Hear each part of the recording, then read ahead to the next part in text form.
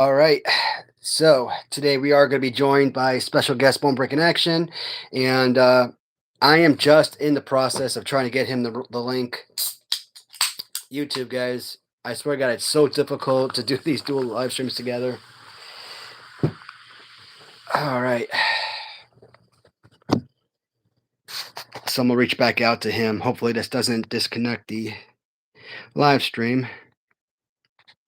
But if it does disconnect the live stream, you know what? We're having a live tonight. We'll just resituate. Hey, what's up, El?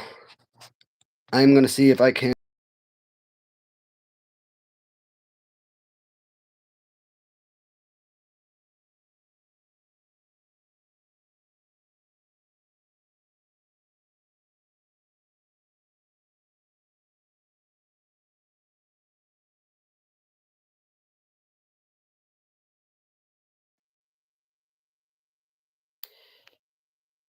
Zebra cakes run sale again this week. Did you freeze? Possibly. So I had to kind of exit out of this screen in order to get to my text messages, and yeah, I might have to do that. Oh, there he is.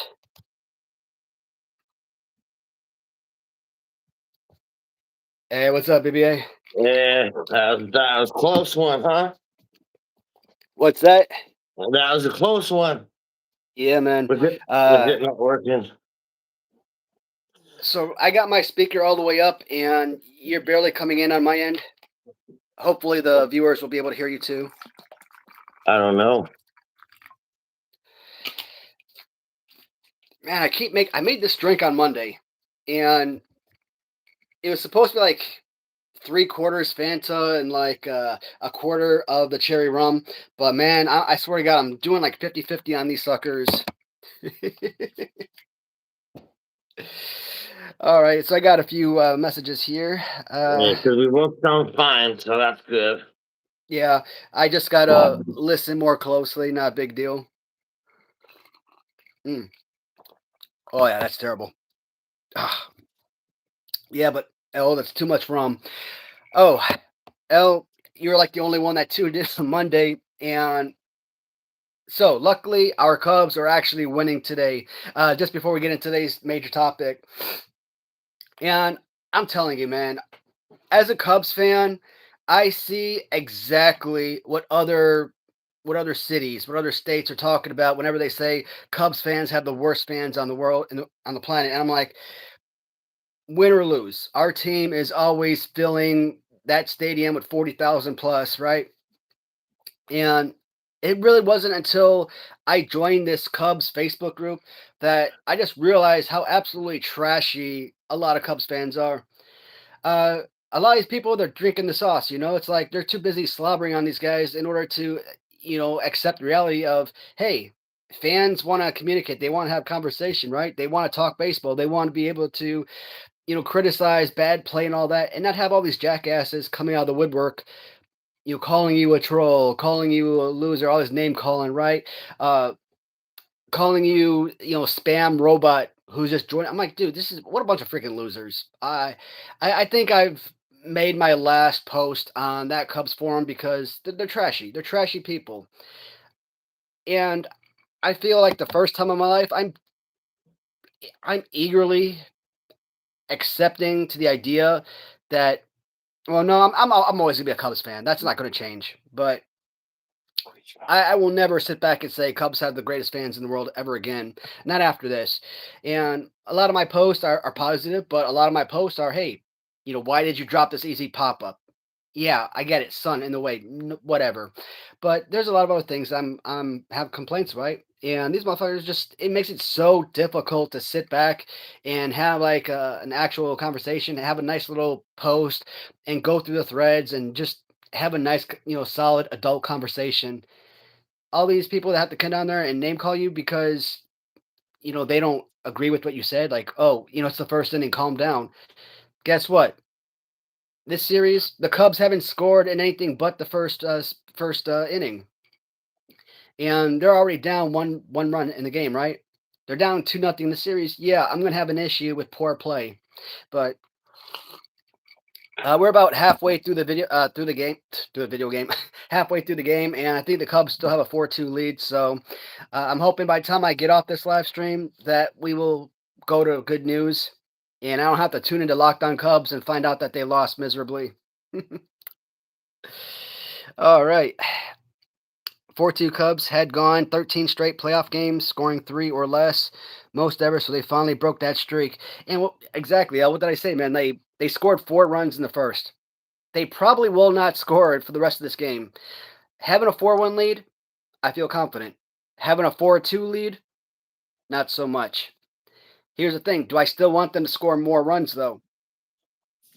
Reason being, if they score 7 runs today, 10 runs, they're probably going to get shut out tomorrow.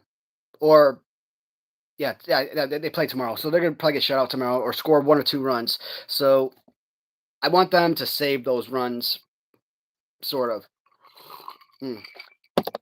All right.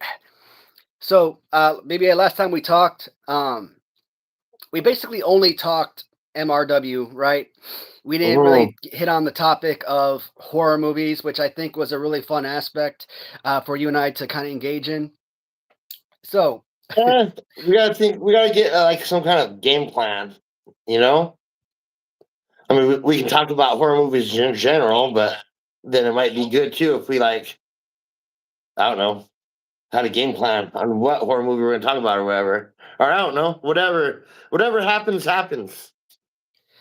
I just think any horror movie to talk about, like recently we've been talking about Winnie the Pooh, right? Uh-huh. Taking all of these Disney movies and transforming them into these horror flicks, which, you know what, I'm not a Disney fan, but you know what? You put a horror aspect on it, and I just think that makes the movies so much more fun. I So don't, in October, I'm like, you know what? I realize I'm not going to watch a new movie every single day, but luckily I was already 2 or 3 movies ahead before October even started. So I'm going to say 31 days of Halloween, 31 days of October, 31 days of horror. And so there are a couple, obviously, you think Winnie the Pooh, Blood and Honey, right? You know, movie, first and second movie. But then I hear, Popeye the Slayer Man. I hear that Bambi is coming out with its own little horror flick, right? have you Uh, seen the second Blood and Honey? I've seen Blood and Honey Part 1. I haven't seen the second one. And we try to So go on I'm like not a Disney fan. I'm not a Disney fan, and people are dogging these movies out. But I thought Blood and Honey was good, and Blood and Honey 2 is way, way better. Like way better. Like I know you like Blood and Honey, so Blood and Honey 2 is like way better, and they clean it up and they make it better. They make it better. So it's totally worth watching. And then not too long ago, I rented that Bambi one because I'm down for this universe stuff because it's good. You know what I mean? I hell yeah. rented Bambi and it wasn't that good. It was all right, I guess, but it wasn't as good as like Blood and Honey at all, you know. But Yeah. I'm down, and that Pinocchio one looks good. And in that Pinocchio one, I heard that Robert England is going to be the voice of the cricket, so that's The pretty father. cool if that happens, you know. That's pretty badass. And then so, I heard the Mary Poppins one's going to be good. It's good. I'm down. I like it. I forget if it's HBO Max. I don't think so. I think it's Amazon Prime. So Amazon Prime has all of these Disney turned horror movies, but I don't think they fall in line in the same universe as Blood and Honey, right? Like, No, just the Bambi. The Bambi's part of that, and they got that Peter Pan Neverland. I don't know what it's called, but they got the Peter Pan one, and that's part of the universe the thing that's same going horror on. universe. I forget The what they Popeye called one it, is but dumb. I saw a lot of the Popeye one. I'm a fan of Popeye, and they got Popeye the Slayer Man, and then they got another one. I can't remember what it's called, but the Popeye the Slayer Man wasn't good. They made Olive Oil all dumb, and I didn't like it at all. yeah, that's actually the one I was looking for, but I didn't come across the Slayer Man. I came across Popeye's Revenge, and for And then whatever there's another reason, one on top of that. So that's like what? three of them. They're on. It's on Tubi. Yeah, I didn't look at Tubi for that movie. I found them on Amazon, Amazon Prime, and like you had Popeye's Revenge, which I thought was part of the or not Pinocchio, the Blood and Honey universe. It's not. It actually reminded me of the movie Hatchet. At least very close, right? I like Hatchet. Hatchet's good stuff. Oh hell yeah! I think Victor Crowley is probably one of the best horror characters out there. He kind of like meshes very well with like Leatherface for whatever reason. I like those two going head to head. Everyone was talking to like, hey, I don't want to see Freddy versus Jason. I want to see Michael versus Jason.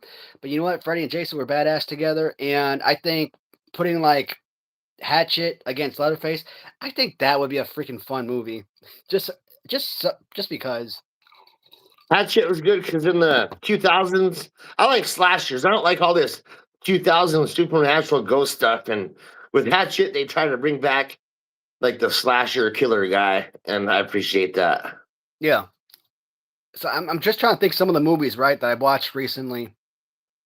So I know Popeye's Revenge was one of those movies, right? And there was another movie that was almost like oh, Piglet. I thought Piglet was part of the Winnie the Pooh franchise, No, like a they're trying to spin-off or deceive something. us to think that, but I saw that. I haven't watched it. It looks like it might be all right. I didn't watch it because I am a fan of the Pooniverse, and they were just kind of like trying to bite off that. So Yeah. it Uh, looked all right though. it was a fine movie. Because I thought it was part of the Blood and Honey universe. I was Uh, disappointed in that aspect, but when you eliminate it, make it its own individual movie, it's just a regular guy in a pig mask. But if you've seen Piglet, you've seen Popeye's Revenge. I mean, it's basically the same movie. And I always love that in sex scenes in horror movies, girls are always on top of your body, right?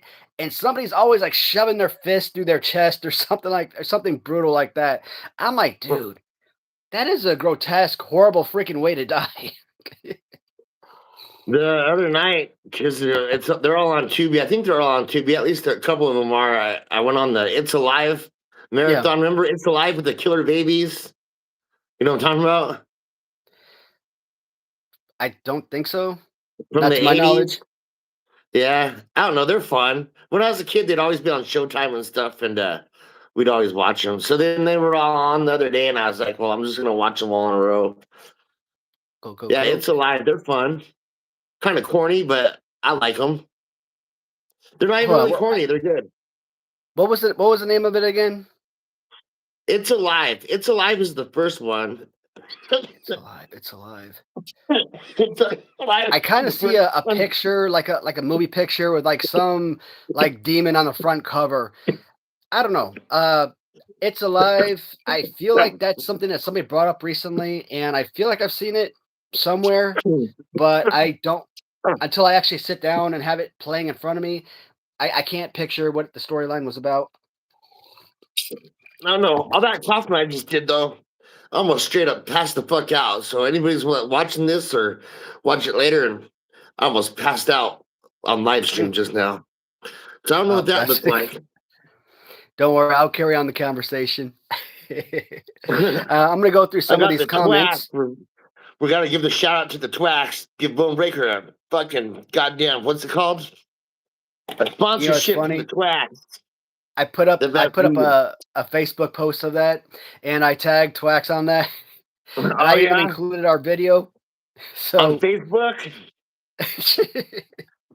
And then so we got the other sponsorship that we need to get too. Is the zebra cakes.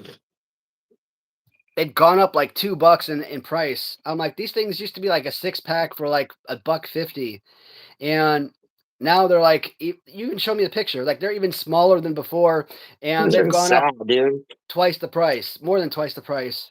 Yeah, look how little they are now. Yeah, that those, plus whenever I seem to buy them, like they always come up like the edges are always seem to be broken off. Me, I don't eat them out of the box like so. I always put them in the freezer, and that way they're kind of frozen when you eat them, and they just taste so much better. You know what? I forgot about all that talk about putting in the freezer, so I'm gonna put the rest of them in the freezer tonight. I'm We'll telling you, try it out. it's the taste. It improves it. I think when they're frozen. All right, so going through here, Loco says, "Good evening, infidels." That's funny as hell. I got me a whole Jeff Dunham type of feel right there. Worthless Tucker just got locked just got locked off. Oh, picked off. What is it? The bottom of the fifth right now. Man, Tuck. I said before, Kyle Tucker. He needs to play. He is, after all, the mega superstar of the team, regardless of what his numbers were during the season. He has to play. But at the same time, I don't want to see him out there every single game. Like in a 5-game series, you want to put him out there 3 times? Fine. Put in Ballesteros at DH. Let him hit. I mean, I don't know what all of this drizzle is about Kyle Tucker. Like, they made it seem like he was Corey Seager or Trey Turner, Bryce Harper, one of those awesome mega superstars. And I'm like, dude, I just haven't seen it this season. Even when he was at his absolute best, like I thought, okay, this is a great player. Having him in lineup is causing the rest of our lineup to produce. It's causing our team to win a ton of games in a short span of time. But if you can't hold that intensity throughout an entire year, you are a average to subpar player. I like when you post on like these Facebook groups, these Cubs forums, whatnot, and like I was pissed off about 10 million infielders, and not a single one was able to catch a single pop up. And then and mofos come back at you like, oh well, I didn't see your ass out there catching it. I'm like, dude, pay me tens of millions of dollars, and I promise you, I will be better than half this damn team. I love Ian Happ. I don't want to see him trade or anything like that. But at the same time, that's someone that doesn't produce, right? So I say he's out there for a glove only. Bat him ninth. Kyle Tucker should not be in the lineup every day. Carson Kelly, I'd like to see him sit a game or two to see Ballesteros or McGuire play a game, especially Ballesteros. I mean, he is the Cubs' future, and guys like that needs to play. They need to have that feel for playoff baseball. I don't know anything about sports, so I have no what to tell you about any of that. Hey, you're in the cool room right now.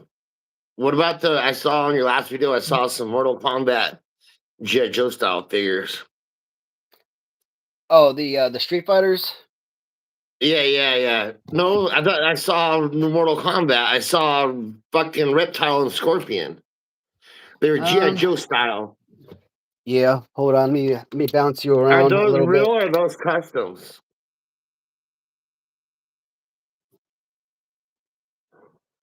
That's the Mortal Kombat collection.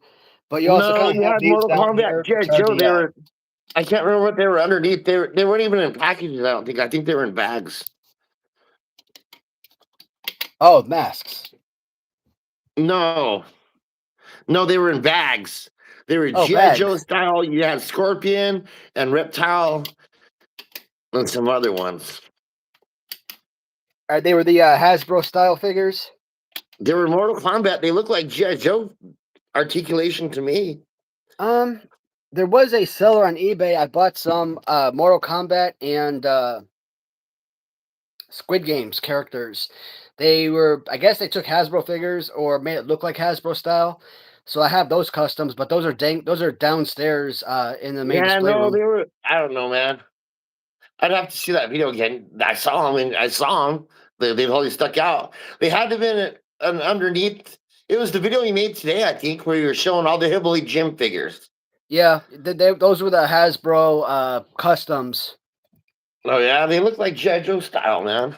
You're gonna make Like I me said, grab my phone and I look that don't shit think up. they were taken from Hasbro directly. Maybe some of them, but yeah, they're supposed to be in the WWF Hasbro lineup, but they're all custom figures.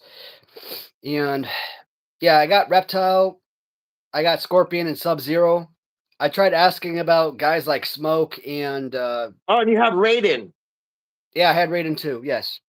All right, so those sure look like GI Joes in the packages. Well, the protective cases, I have them in there about yay big, right?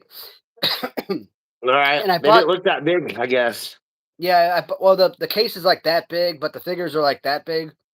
Okay. I bought those particular protective cases because Papa Shango with the hat, he doesn't fit in a regular 4.5 inch protective case that I Mm-hmm. store all of my other loose duplicate Hasbro figures that I have hanging up. So I bought a bunch of those for the Papa Shango figure, and I figured, you know what? I'll get a bunch in case anybody else wants them. I have something for sale, but they don't really sell, not really. So the rest of them, if I have like a bigger, bulkier figure, at least I have those cases available. I'm about to find that video and look. Oh, that I'm pretty sure they are GI Joe style, man. Oh, they do have some new wrestling figures coming out in December. You see that crap? Which ones are those? Oh, the GI Joe style, the Macho Man one. Macho Man, and they have shoot, who else was part of that? I think I I saw just saw Jake Macho Man, but I've Roberts. seen those on Instagram. Yeah, I don't know if it's the same guy that's making them. It probably is, but I've seen him on Instagram where he's got like Hogan and Savage and Demolition, and he does the WrestleFest guys. It looks like the same guy that made those. I like it. I like them. Well, I know there's one guy in the Facebook group that's like, I would have loved to have wrestling figures in GI Joe form, back Yeah, man, when. they have those ones. I can't remember what they're called. Every guy came with like a rope or a turnbuckle, and then you bought all the guys, and they came with the build a ring. Do you remember that at all? I don't think so. Because I was wondering if you knew about those because you don't fucking have them. It seems like Oh you have wait. every fucking thing that ever fucking happened. Oh, you're talking about Rush Collectibles with the Build a Ring. Nope. They were at Walmart. They were a real company. Oh. Well, I know Sal was coming up with something for Rush Collectibles where you buy this piece and it's like the left side of the ring. Then you buy another Yeah. package, it's like the middle part of the ring or something. So you buy all these packages and eventually they come together to create a wrestling ring. And it was like this, I guess it was like octagon style ring or something. Yeah, I don't yep, know if it was yep. brown or maybe it was just brown in the photos, but I I haven't heard anything about that in forever. And my one recommendation to Sal would be just that try to give as many updates as possible. I mean, look at us. We don't even have action figures out there, but we're still giving weekly updates about, what the process, what's happening. So I would like to see more of that from guys like from Power Town and Rush Collectibles and even major wrestling figure podcasts because there are a lot of their major bendies that are coming in with errors or they're coming in a lot later than we would like, right? These were Like called these were called build brawlers, and they were articulated like GI Joes, and they came with they had a bunch of series because they had the ring and they had a cage and everything. yeah, I don't I can't find a good picture of them that, or I'd hold it up. I They were haven't cool heard of though. those and I'm not sure it's something I would collect anyways.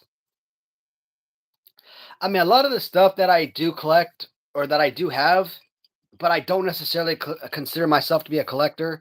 Like the Jack specific Titantron figures, for example, or Jack specific WrestleMania 2 packs or single packs, things like that, right?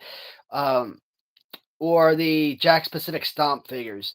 Any of those that I do have, it's because I saw them on eBay and I won them on auction and maybe I got a good price for them. But otherwise, I wouldn't go out and spend no $50 for the Stomp figure, right?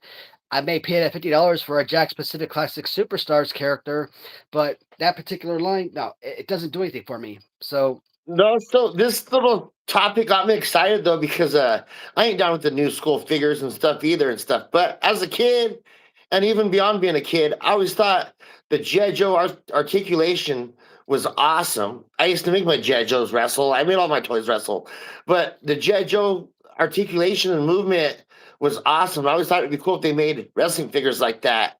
And so that's what that Macho Man is and stuff. But you can't really see that, man. But these building brawlers, they're worth when we get off here, they're worth googling. They're pretty cool. They're from the '90s, and like I said, every you buy a guy and it comes with like a piece of cage or something like that, you know. are But those they're cool, no, man. no, that's modern stuff, right? I was gonna say, are those brawlers Yeah, like the little 2 inch figures? like early 2000s, and I don't know how big they are, man. They're like 3 inches or something. Yeah, I think I know what you're talking about now. Um, There's a Big Show one. I didn't even know they had Big Show. When these were out, I bought a few of them. I wish I would have bought more. So I kind of feel like now that you mention it, like a 2 pack of like really small figures, like 2 3 inch size, with like a little small ring in the middle of the package.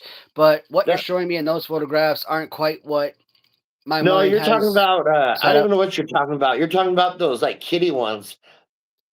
I don't know, Well, man. you These are mentioned called mini brawlers or Build something, It right? Raw, and Google them later. They're worth looking at. The ones you're talking about, uh, they're kind of cartoony and they're for kids. Slam City or something like that.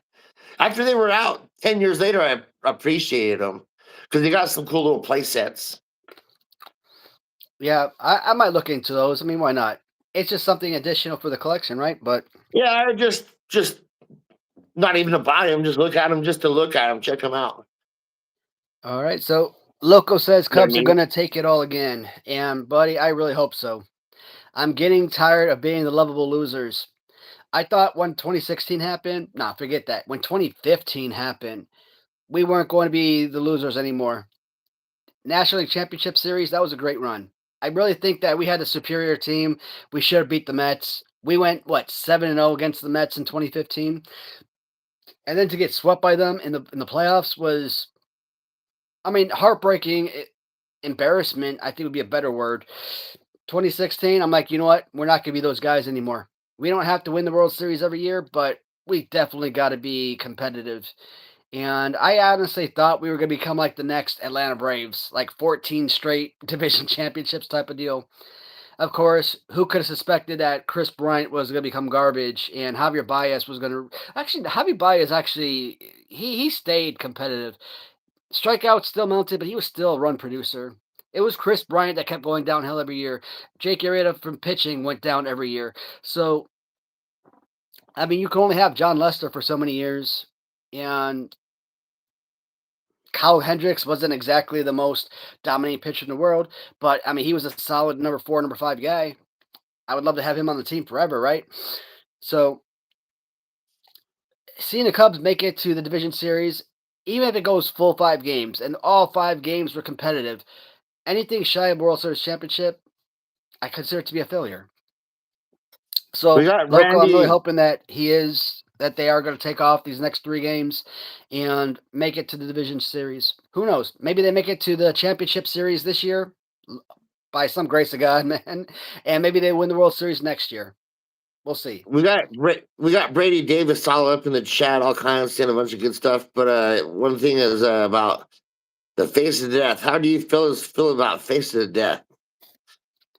Love that You know, movie. Face of Death has a whole bunch of fake stuff. Like maybe number one has some real stuff, but like I don't trust any of it because so much of it is fake stuff.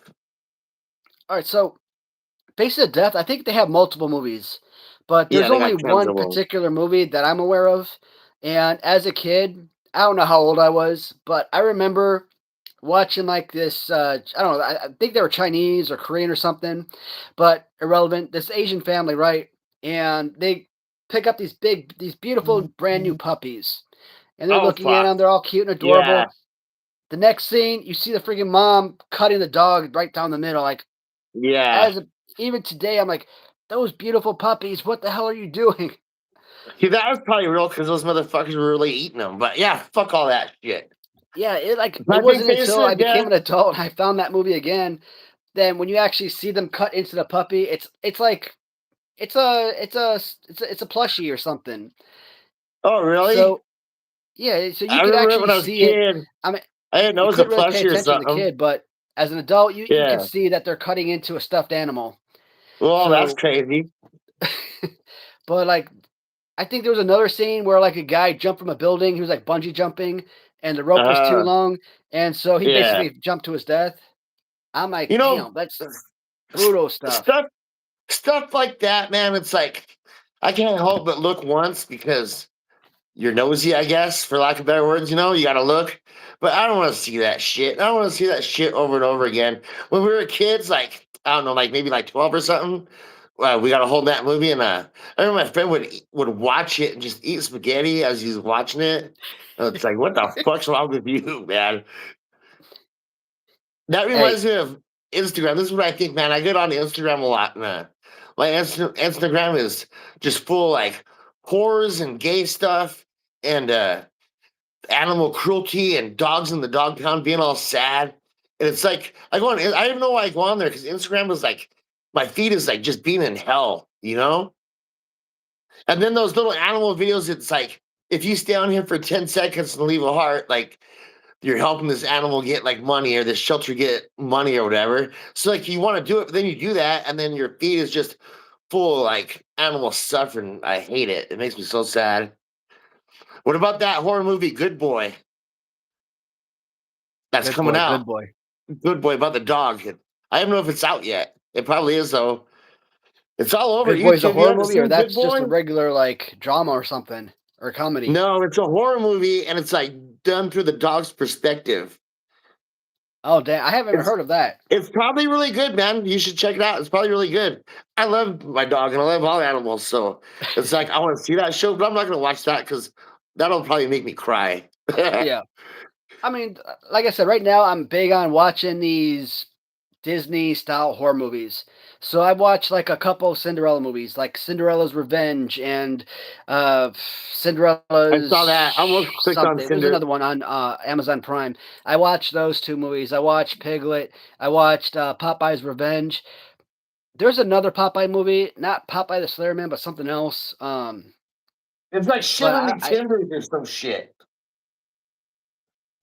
yeah, I mean they're not part of that cinematic universe, you know. No, they're not Like part of you the got Pooniverse. well, you got like all of these Marvel movies, right? And all these Marvel movies are part of the Marvel Cinematic Universe. They're all Yeah, yeah, that's what they're making fun of. so What's the that's kind of Marvel like verse called? It's called like the fucking Avenger verse, or I don't even know what it's called. the horror verse or something like yeah. I mean But that's what that poo shit's trying to like parody, you know? and I like that. I like the aspect of having all those different horror movies, you know, kind of combining into one. That's why I was so disappointed when I saw Piglet and I found out that it wasn't part of the Winnie the Pooh Uh-huh. movies. So, but they're Yeah, they good got movies. the I two enjoy Blood them. and Honey movies, and then they got that Peter Pan Neverland Nightmare or whatever. I haven't seen that, but it's probably good. And then they got that Bambi one. I saw that. And then they're gonna come out with Pinocchio and then Mary Poppins, and then they're gonna Mary put them, Poppins. and then they're gonna put them Oh all man, together after that. you know Mary You know, Poppins I'm was all some of into like that the most conspiracy stuff, and I didn't even remember the story, but the real Mary Poppins, like the origins of it and how that yeah. story became to be Mary Poppins, it was like some crazy stuff. I don't remember it though. You know, she was like this very loving nanny, right?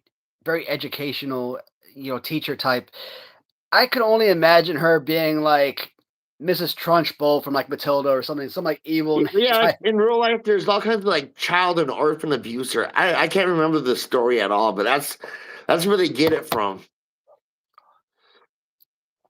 Oh god, I gotta go through some of these comments again because I'm like falling way behind. Hapless struck out again.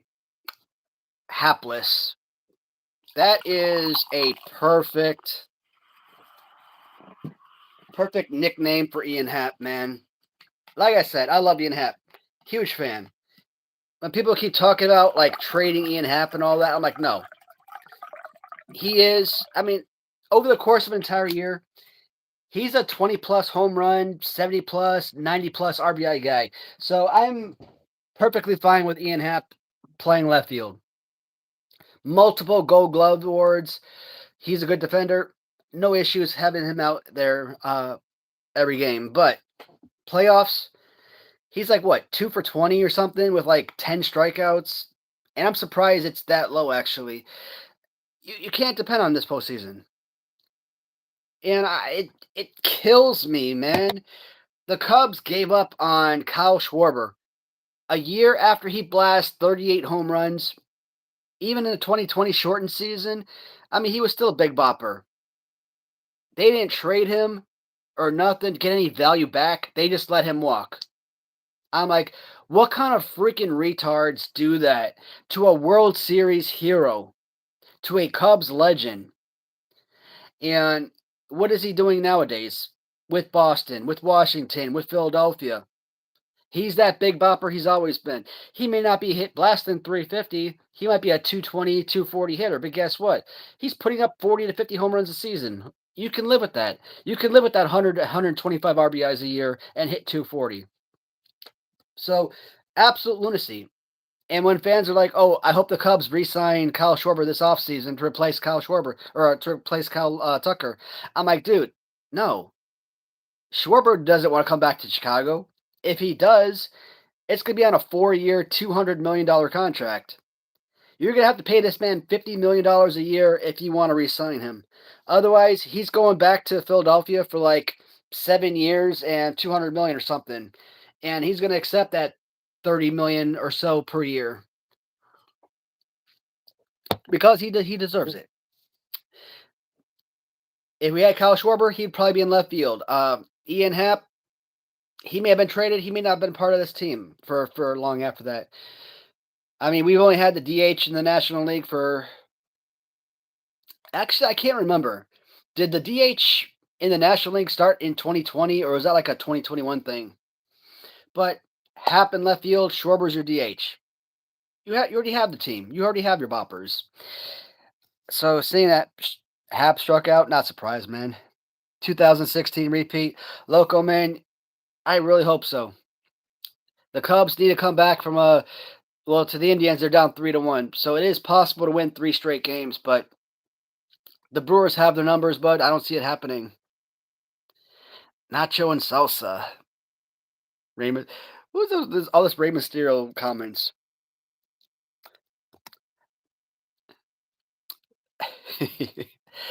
uh, I think Bone Breaking Action is a lot taller than Rey Mysterio. I think he's like, what, 5'3" or something? Like, he's a little shorty. Actually, I might be over or underestimating his size. He might be like 5'7", 5'8". But like in I don't know what he comparison to is. like Undertaker, who's like 6'10", I mean, yeah, you're gonna have that huge differentiation. And next year will be the year, but I don't think this team as a core like 20. Yeah, that's what I'm saying. I'm hoping that at worst, absolute worst case scenario, maybe we make it to a championship series, and next year is our year, like 2015, like 2016. At this point, I think most people would just be excited to make to the division championship this year, maybe NLCS next year, maybe World Series in. No, that can't happen either because I think 2027. I think the baseball is going on strike, or they have a new bargaining agreement they got to come up with. So there may not even be baseball in 2027. But if it happens, people are thinking maybe 2027 is the year. We shall see. The Rey Mysterio comments made me think about how cool Dominic Mysterio is. Yeah, I know you don't keep up with modern wrestling, and I really don't either. I watch the highlights and then maybe some, but Dominic Mysterio is awesome. I just want to say that. Mm. So Fly the L was asking, does the remake of Naked Gun with Liam Neeson count as horror? Uh, Let me see. Watched that today on Paramount streaming. So I haven't seen the new Naked Gun movie, obviously, and I didn't even know that they had a new Liam Neeson Naked Gun movie out. Not until probably yesterday or day before, and I'm like, that is Leslie Nielsen. Okay, that is your Naked Gun lead actor. I love Liam Neeson. I think he is one of the most brilliant actors on the planet. But I mean, what are they doing? Are they turning it into another comedy? Is it a drama? What's happening? The fact that you just classified it as a horror type movie, that might spark my interest. That might make me want to watch that movie a little bit more now. No, it's just a normal Naked Gun style movie. I don't even So like it's those not like slapstick a movies like that, but everybody at work was pretty hyped up about that coming out. it's not like a stupid slapstick comedy type of stuff. Yeah, that's what it is. Just like before. Okay. Either way, I mean, it's a Naked Gun movie. I might want to watch it. We'll see what happens over time. Hey, what's going on, Brady? Hey, Brady, glad to have you part of the channel, bud. Thanks for tuning in. The Cell. That is a movie I have not seen or watched in like 20 plus years. When the hell did The Cell come out? Like 2000, 2001? I've never seen it or nothing. That was the Jennifer Lopez movie, wasn't it? And I have no clue, but maybe the vampire stuff or what? no, I mean, I watched it so many years ago. I The only Queen saw it of the that one Damned or time, something? I don't but know. like Maybe it's good. I think that Vaughn dude was in it, and I think that she had to like get inside his brain. He was like a serial killer, and her job was to get into his brain. And like literally, that's all I can remember. Like I don't really have a, I can't explain it because I don't really remember the movie. I mean, like it's like one of those things where back in the day in Chicago, channel 17 was HBO, channel 18 was Showtime. That's all you had. None of this 20,000 channels of HBO, 20,000 channels of Cinemax crap. One channel. That's all you needed. Every Saturday was the movie of the week. If you don't like the movie on HBO, you switch over to Showtime and you watch that movie of the week. But that was like that's what I watched Saturday night, 7 p.m. I only saw it that one time. I never went back and watched it ever again, and I couldn't tell you anything about it because it's been so long. Have you seen the stupid Jason stuff that's going on? They got a little Jason short about the Orange Orchid beer, sponsored it, and made a 17-minute movie or something like that. I was watching that the other night. That's pretty cool. Shoot. And then they got the Some TV show coming out, and I don't know. I was watching the legal battle, and two sides got it, and one did this and one did that. And they're making it weird, probably. mm. So Velati is asking, have you heard about Kresge 47 or Kresk 47? I don't know who that is. I mean, is that like a YouTuber or something? But maybe I could tune in and check out his stuff if he is. If that's a recommendation or something. Purple Nurple, you changed to the green lizard mask. Oh, There's people everywhere. so to Brady and to anybody else that's watching, yes. All right, so we're gonna kind of transition to the Maniac Riot Wrestling portion. It only took us 41 minutes, but that's okay, guys. You guys know the original Sin Bodhi design with Bone Breaking Action was with Purple Mask, right? But I like this green Wrestling with mask Bone more. Shadows I think it's up in the more hot. more of a common look for BBA's channel. So going through Kevin Pelkey for the redesign, for the new remold and everything, we are switching over to the green mask. Here's the thing, guys. When the time comes, I'm going to try and have a limited quantity of alternative masks, right? So let's say we go with the green mask, and the green mask is 100 copies. I might create 10 copies of the purple mask. That way, somebody has a limited quantity of the variant. Now, for hardcore collectors like myself, they're going to try and buy both of them. And honestly, if someone buys two figures from me, I will send both variants. But otherwise, you might have to pick them up for Facebook groups or eBay or something if somebody tries to resell that stuff.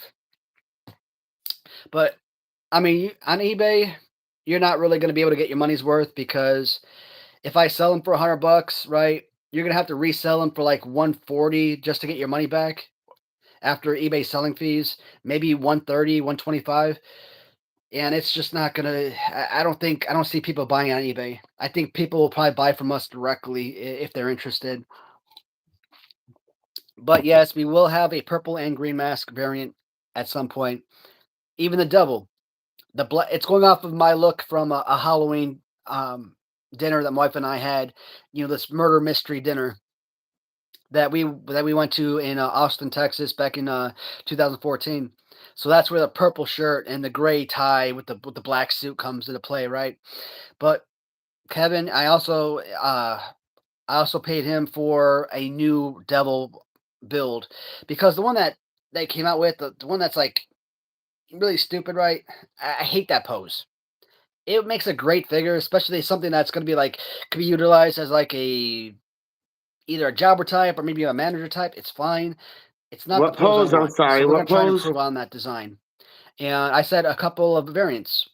One variant with the all black, which actually mimics the real life version of me. But if I do come out with the second variant, I might change up this new figure to instead of a black suit, make it a red suit.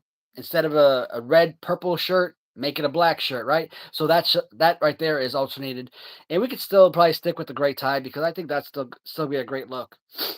Now, you guys know with the devil, It was supposed to have the SD Jones LJN choke slam, but it was also supposed to have the Greg Valentine left arm up pose, right? So we're trying to get the choke slam and trying to move that Greg Valentine to the right. This is essentially the pose I want. But for whatever reason, it seems like all the customizers are having a lot of issues getting that Greg Valentine pose. So Kevin, he sent me a couple pictures. One is where the arm is like maybe like so, like kind of like maybe Series One Hogan, and then the other one shows the elbow not from the chest, but it shows the elbow up, so the elbow is lined up with the shoulder. I should have gone with that second one, but I decided to stick with the first one so that it was kind of like so. I don't know if you guys can see my pose, but so BBA and the Devil figure are the two ones I definitely wanted to get a little bit of an upgrade on. I still feel like Jason Up, if we end up going through a legitimate factory, that might be the first one I try to release. But the more and more excited I am about creating these new BBA figures, Bone Breaking Action might be the very first release. And more than likely at this point, I'd say it's about a 75% chance that's the character that we release first. So, with Jason Up's figure, there's really not much to change with that. I mean, that was our design wise, that was already a perfect figure. You know, Greg Valentine pose, perfect play pose. His look was very simple. The glasses, the way that it was built on, the factory was having a hell of a time because the glasses are kind of protruding from the face, right? They weren't just like molded to the face. So they were having so many issues kind of coming up with that design. I'm like, you know what? Let's pivot. Instead of going with Jason, let's go with Bone Breaking Action. And then Kevin Pelkey came up with this brilliant 3D print, this beautiful 3D design. The way that the hair pops out of the mask, you know, the way the tassels come down, fantastic. But how is that going to translate to rubber form? I was told by the factory that the new design, the hair was because it was so thin when they incorporate the rubber, it's basically going to fill in. So it's going to be like one straight mohawk instead of these little intricate spots in the hair that kind of stick out, And right? that's fine. That's how action figures look. Yeah. So, you mentioned today that you don't care if the tassels are, you know, individual. You don't care if the hair sticks out. You don't care if the beard sticks out. If it has to be like one clump of beard, and then Kevin could just go in and kind of like sculpt the beard a little bit to make it look It like, you know, 3D. it is how it is, you know. That's probably what he's gonna have to do. But Like that other one, this was connected to the shirt, and it's connected to the mask. That's what I like about the other one, you yeah, I mean know. that right there. I don't want to say poor design. I mean, because I like the figure. Like among the four that we got in, I think Sin did the best job on the BB-8 figure, but like you said, the He tassels that are had, and connected to it the was the shirt and not the back mask, was and the tassels. that's That's why we like gotta kind of clownish, create the. you know. So I had a vision for all of these figures, and I think that Jason Up. And here's the thing: I didn't design Jason Up's figure. Jason he reached out to Sin, told him what he wants. He sent me the pictures that I forwarded to Sin. Hey, these are the pictures he wants. These are the design he wants. Bam. My soldier figure, it wasn't to my specifications. It's more like Nikolai Volkov meets Corporal Kirchner. It wasn't Hulk Hogan fighting pose that I really wanted. The Devil. This was the pose. You know, SD Jones with Greg Valentine. It didn't not even close. The overall figures were great. I mean, for customs, they were fantastic pieces. They were not worth $150 a piece, plus an additional $25 plus on each individual card and bubble because they weren't real cards, they weren't real bubbles, right? So, you know, paying in almost $200 per figure, it just the value wasn't there. So, anybody wondering, like, why am I going through a new customizer, a new designer? I want to see what else we could do as far as upgrades. And the whole resin thing, dude. Because I saw people talking about all this on another stream, and everybody was like, I saw a couple different times when people were talking about this on another stream. And at first they were like, "Oh, that's super cool" and stuff. And then the next time they were like, "Oh, I just heard they were just resin and blah blah blah." You know, so like Yeah, Well, tell we the people that those were like the prototypes. That was like step one or whatever. You know what I mean? yeah, And then we'll get the exactly, good rubber next time. exactly. Sin he told me that he does rubber, and I paid for Dude, rubber there's the figures, and rubber I video, got man. resin. I don't even want to talk about all this on here, but there's the rubber video of him squeezing rubber. You mean? And that was rubber. Beautiful green fucking glow in the dark colored fucking rubber. You know what? If he actually sent that individual, like you said, glow in dark rubber figure, I would probably buy that. Like, I think that would Oh, be that it was all right. sweet, dude. Even not painted, it was sweet. Dude, check this out. You know how Ahmad Alatuni comes out with like all of these random designs, like for Macho Man, right? Like the blue Macho Man, the black Macho Man, etc. I think that individual rubber with squeezable legs BBA figure that Sin came out with, I would love to sell just that. No paint, just a pure, like you said, glow in the dark silly type of wrestling action figure. I think that is so unique. When I did my AWA Remco review videos, there's these little bag figures that I have. I think Ivan Putski might be one of them. Abdullah Butcher is definitely another one. I'm Little trying to think who muscle, else was part of that, fucking but little muscle eight AWA guys or what? no, Like, they're about the size of the Legend figures, the okay, Legends of Professional Wrestling, or your AW Remco. So they're like yay big, but they uh, have no color. They're glow in the dark figures, and I still have all those bagged. are those Killer Kowalski, custom? he was another one of them. So I think Abdullah Butcher, Killer Kowalski. Ah man, who else was it? I want to say Were they Bundy, but it custom or wasn't were they Bundy. made by those people? I think it was made from the same companies. I think it was made by Okay, Remco. yeah. Dude, I remember they had glue. I've never seen them in real life, but I remember they had glow in the dark versions. Yeah, no, it wasn't Remco. I think it really was Legend of Professional Wrestling. So the FC store, FC Toys, I think they're the ones that came out with them. Yeah, But I remember I seeing have them those in the sitting behind magazine. my Remco collection, my loose collection, because they're all bagged up and everything, right? So I think that BBA figure that you mentioned, where it's just like gonna light up for the fans, I think that would be an awesome individual piece for release. But all they would be buying is no, I have to get that card. I have to get these figures carded, man. One way or another, I have to get that poster. I got to get any accessory that might come with them. I got to get them proper bubbles, proper carding, because when it's all said and done, we release 4 figures, 5 figures, whatever. I want to be known as one of the greatest action figures known to man. And I think with our designs, it is possible.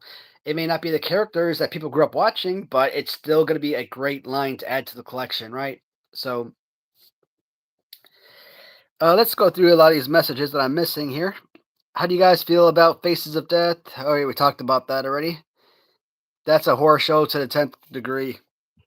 I only have one Faces of Death movie, so I really gotta buy the rest of them. But man, that's awesome. You know, Damn, brother, you okay? So that's when I Brady, was I'm like way dying. behind. I don't know what that was referring to, but Yeah, that's when I was dying. And then he tells me not to smoke so much. mm, XB says hi. We got a new viewer today. Please lay off those energy drinks and cigarettes. I'm sincerely worried about you after that coughing fit you just had. Did you have a coughing fit that I didn't notice? Yeah, yeah, I almost died and passed out. I do need to lay off. I do need to lay off the cigarettes and the energy drinks, but I'm just as strong as ever. I'm old. I'm an old ass man eating all this bullshit and smoking all this bullshit. I'm still strong as fuck, but I need to quit before it's too late. Mm. I got my roof coming. I dealt with that all day, but I got that roof thing coming. I got to pay for that. It took me like a month, but I finally contacted AAA about the homeowner's insurance. So Uh, last month, we had the guy from Erie Home come and sit down with me and my wife and talk about the metal roofs, right? right. And the way that he kind of described it, how roofs in 2000 compared to prices of roofs in 2010 compared to prices of roofs in 2020. Every 10 years or so, the price of roofing goes up twofold. This roof in 2000 could have been 5 grand. In 2010, it's 10 grand. In 2020, it's 20 grand, etc. So he's like, you know what? Based on that, do you want to get the same shingle type roof that everyone has that you have to replace every 10 to 15 years and pay, let's say, 15 grand? Or do you want to pay this amount of money, get a metal roof, and that's going to last you basically the rest of your life? So let's say at 49 years, 364 days, I sell my house. It lasted me 50 years. I sell my house. Bam. The next owner has that roof for a good 50 years under warranty. I'm Oh like, hell hell yeah! I yeah. would have totally went with the metal roof for sure. That's good stuff, man. Mm. Plus the overall look and design, like it's like the Spanish red, Florida style roofing, Uh right? huh. So nobody else in the neighborhood has that type of style roof. So I think that is really important. And like I said, man, this house, I bought this house for $236,000 back in December of 2017. Its value is about 300 to 330,000 right now. Based on the upgrades I made to the house, pool, deck, all the new lighting, new furnace, Oh yeah. new roof, all that. This house has to be worth half $1 million easy. So, but one of my viewers, he made a good point. He's like, do not get it revalued because if you do, you're going to have to pay property taxes based on the new value of the home. And I'm Oh like, you fuck know what? no. I didn't think about that. That's brilliant. So You really, know the only what, time I man? have to get the house revalued is if I'm selling it, which I'm not ever going to do. Like this is my My forever home. neighborhood, my neighborhood is turned to shit, and the property taxes are going down. And like some people are sad about that, but I'm like, I don't give a fuck because I'm never moving. And so fuck them. Let them be down. Let it all go to shit. And let my property taxes be low. You know what I mean? Because they were gonna Whenever I build look some at your house schools and and all all your that. videos, I'm like, man, let me get my hands on that baby. I got some ideas. On the house. Yep, Oh I yeah, got if I some. had the I got money, some and one designs day and stuff I would like to I'd add like on to to put that some house. rocks out in the yard and stuff like that. You know.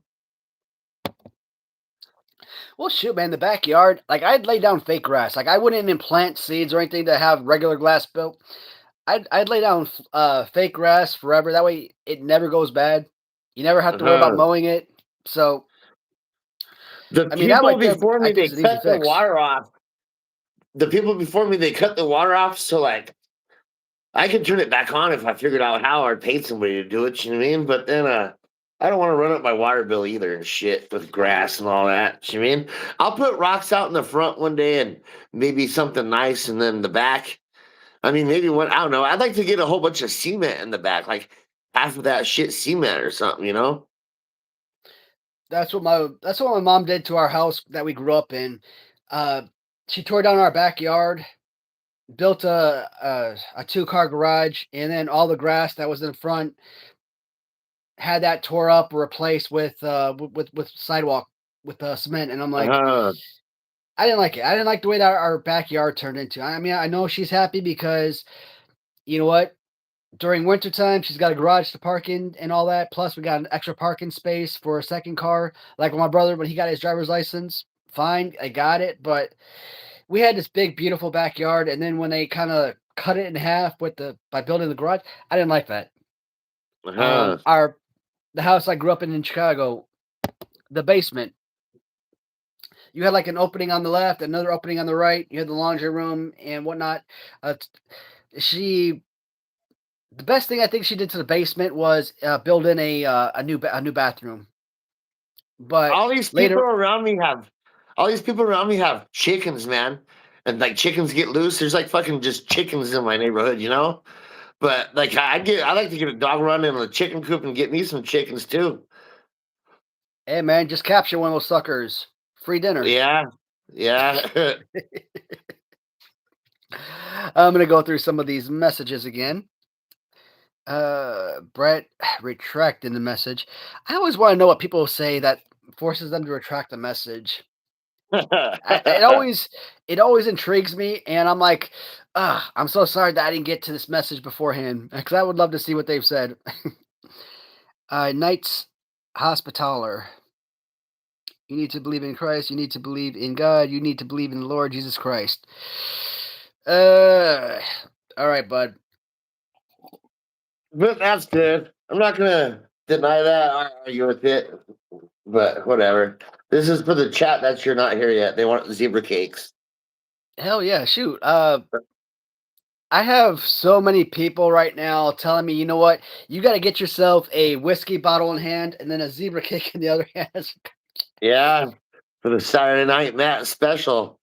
One of the ideas I'm pitching, man, is, but I'm pretty sure viewers. Here's the issue: viewers would probably look at it, or buyers would look at it as a money grab.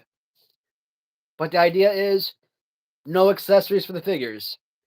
But I come back with a new release, and it's gonna be like GI Joe, right? Where they have like all the different accessories on one single packaging.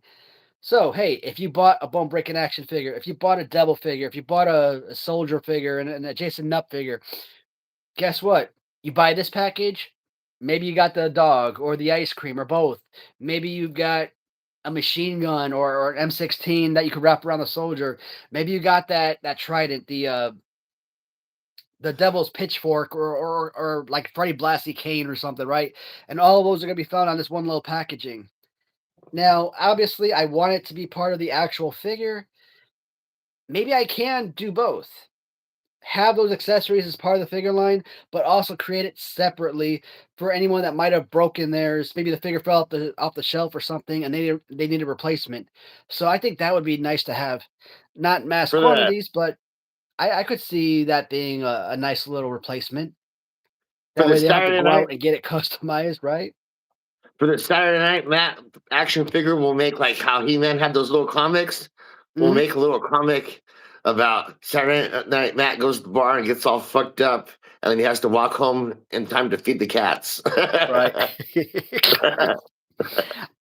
Maybe have it, but I don't want just regular cats. I want like little baby kittens or something, Yeah, you the know? little baby cans.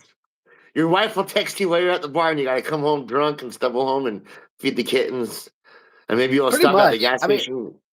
Maybe you'll stop I at don't the know. gas station to get some zebra cakes on the way. Those little kittens, they love the hell out of me. And I'm not used to this. Like all the other cats we've had over the years, they've always gravitated towards my wife. So getting these babies to love me, which is awesome. At the same time, we've had them for like a month or more, and they're still on the bottle. They're still on the little syringe that my wife has with the little nipple that she puts on the end to feed them their formula. Over the last couple weeks, she started mixing in baby canned food into the formula, but they're still like you put food down for them in a little plate for them, little cat plate, a little cat bowl. They won't eat it. They'll sniff it, but they won't eat it. I look at them like, do you cats even know how to eat, how to chew?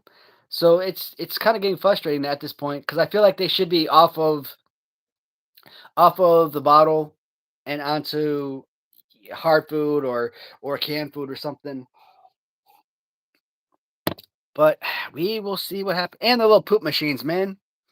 We got a darn litter box inside their little playpen for them to use the bathroom, but they want to wait to come out so that they go poop in the dining room or poop behind the TV in Oh the living yeah. room or behind the couch. I'm like, you little monsters. Uh, I mean, this is brand new carpet I just got a couple years ago. This stuff's expensive, and they're destroying it. I'm like, no, I ain't having that. Lou Albano. I don't know what they're talking about, but Lou Albano's fucking awesome. They're probably saying some fucking bullshit, but I'm curious of what Lou Albano means. Lou Albano is awesome. Hmm. So Brady says this ain't no religious stream. Brady, absolutely, buddy. I believe in the flying spaghetti monster. Oh man, how far back am I, dude? Yeah, Uh, you're probably pretty far back. I don't know. how I learned to get over horrible losses and horrible seasons with my team. Stop saying us and we and start saying them. As much as you love the team, you got to distance yourself sometimes. Yeah, that's actually great advice. As fans, we always look at it as this is our team, it's the team we support. So we always say like, hey, we're behind 3-1, etc. But and then you have those who kind of chime into the conversation, like, "Oh, really? Are you playing?" I'm like, "I hate that." Everybody does that. Everybody says my team or whatever, but it's just showing support and love and appreciation for the teams you grow up with. All right, let's move on. How come these 4 motherfuckers tell me not to drink my monster, but they don't tell you a goddamn thing about drinking alcohol? Fuck that bullshit. I mean, yeah, I really don't have a follow up to that. Good for you. So it looks like Milwaukee scored again, and I hate that I can't put my freaking TV. This bedroom TV doesn't have like regular TV on it, or regular cable.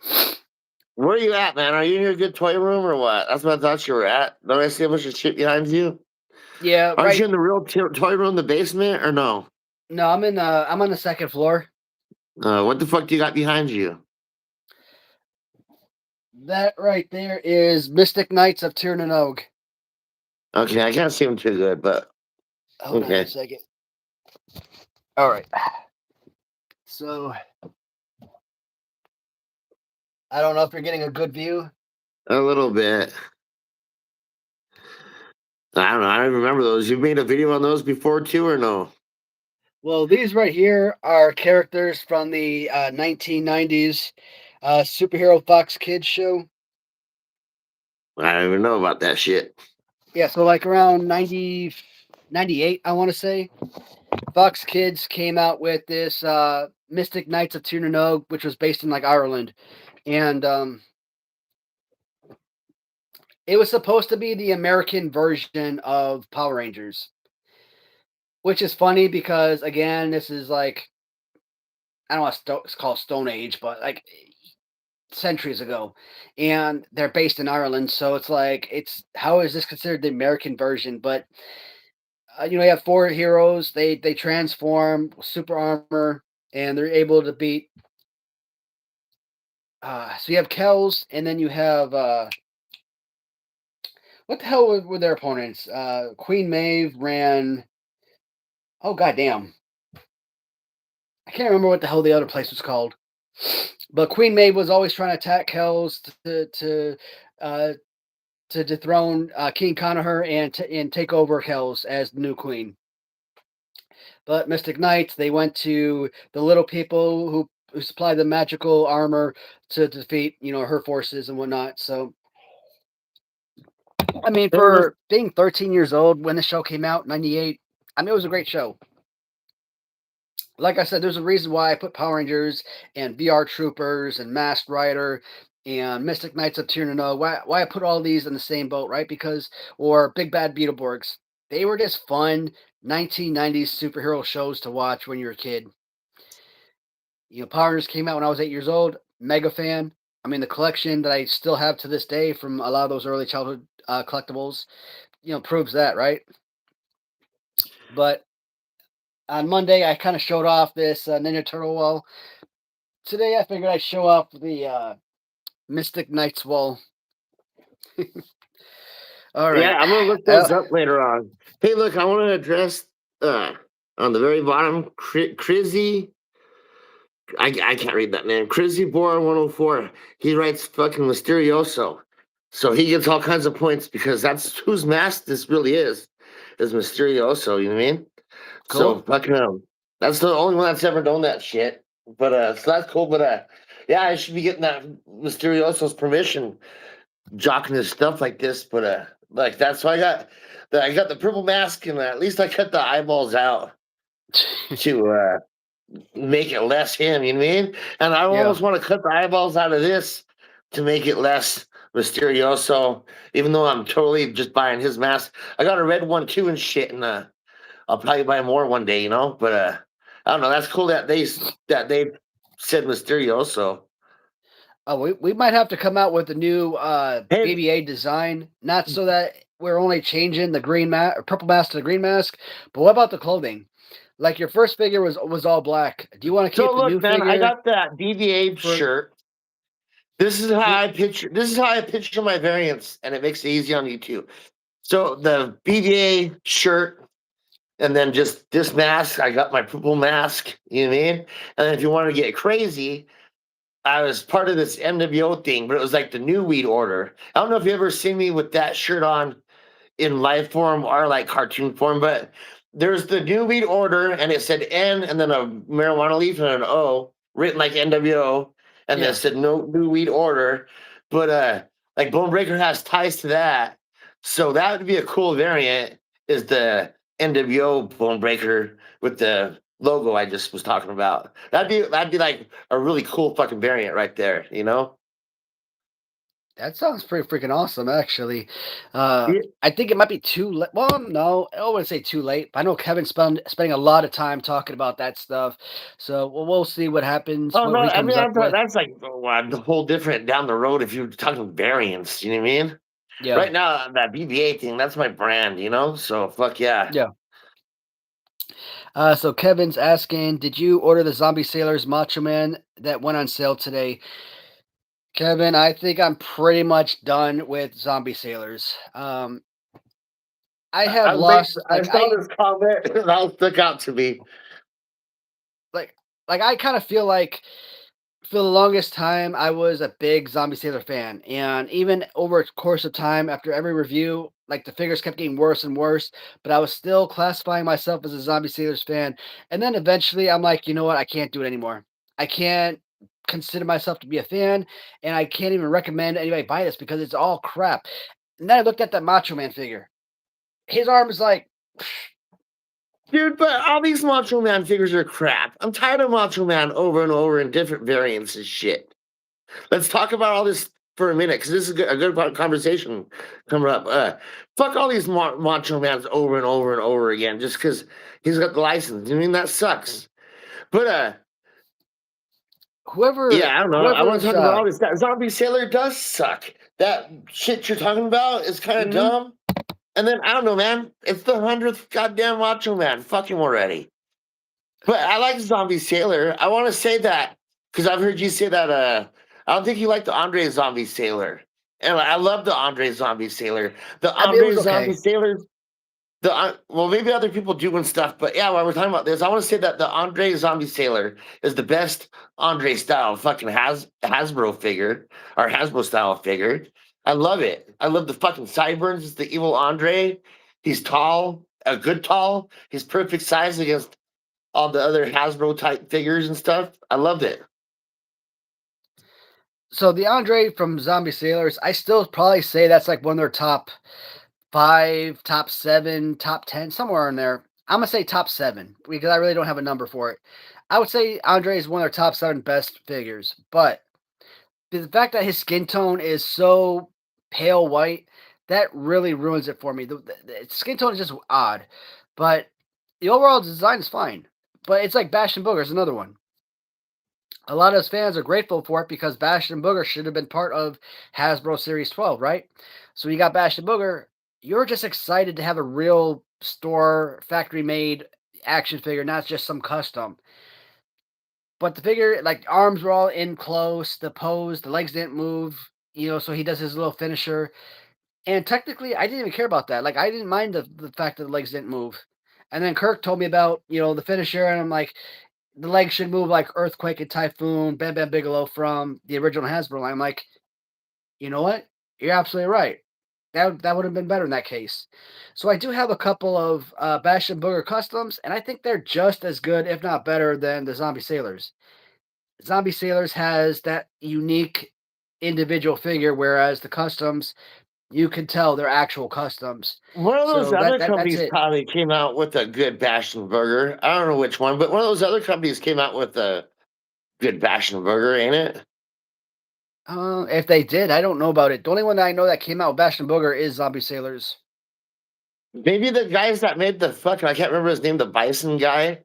They might have made a Bastion burger.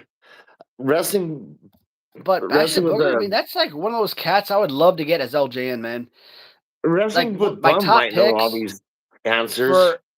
for like actual LJN, legitimate LJN figures, not somebody. cutting up a figure and turning it into their own, not somebody 3D printing it into resin.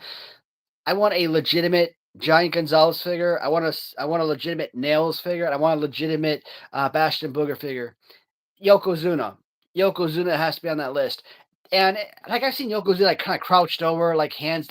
I'm like, no, man. I want a real fighting, playable Yokozuna. Okay.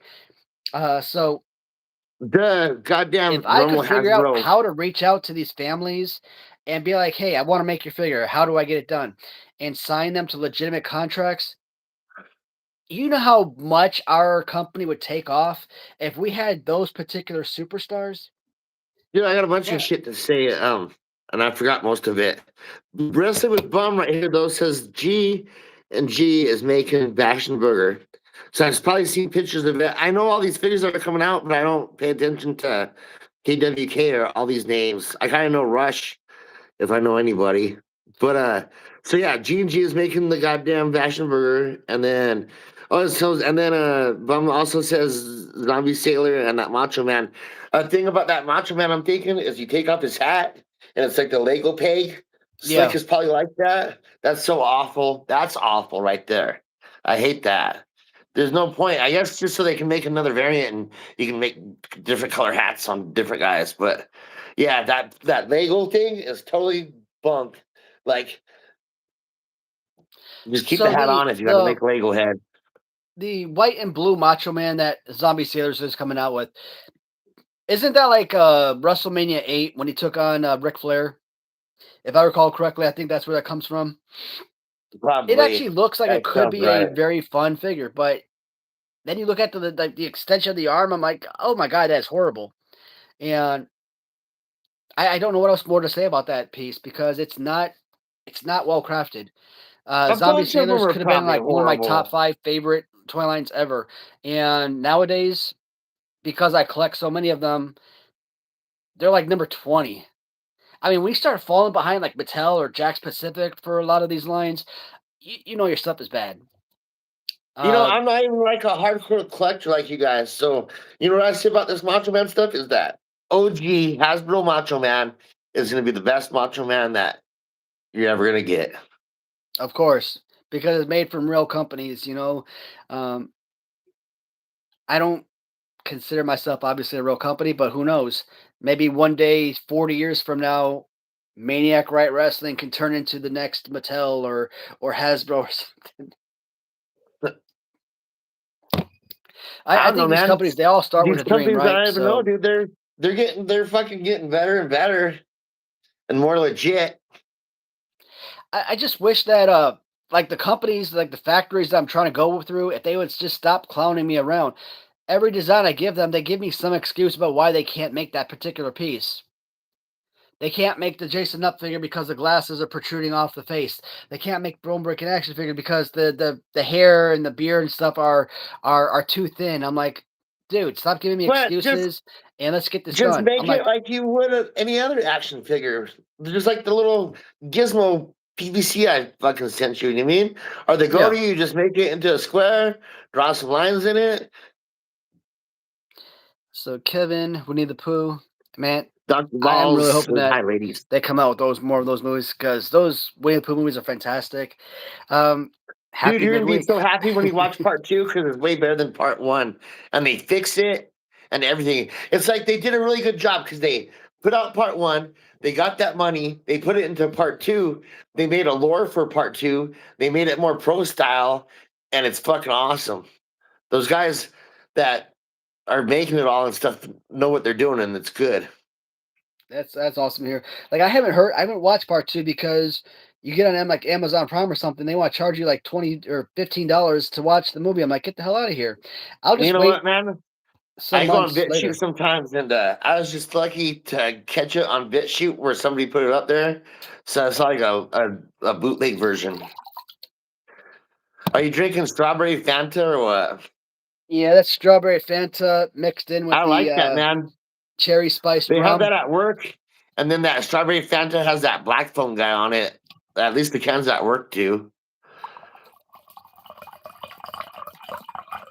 Yeah, I keep You know how they pouring got? way too much rum in this. Cause you know how Uh, they got the Chucky Fanta and the Michael Myers Fanta and all that. Well, so far unopened, I have the Five Nights at Freddy's orange Fanta and the Michael Myers pineapple Fanta. Eventually, I'm gonna open up those boxes and have to drink them, right? But for now, I just like the design of the horror aspect of it. Huh. All right. So braces, dude's real. You gotta stop smoking so much. This is coming from a smoker myself. You have lit up 5 times in 20 minutes. Hey, that Well, just means that BBA is gonna have a nice high going on going into the you rest of the night. yeah, that's something that's going on is my joint went out a whole bunch of times. But like I said before too, how come they don't tell you that you fucking how many drinks have you drank? No one's even paid attention. Well, this hasn't gone down, so I'd say one. No. I think most people are only seeing me drink pop, you know, Yeah. strawberry Fanta, so not quite there yet. I cannot smell mothballs because it's so difficult to get their little legs apart. Huh?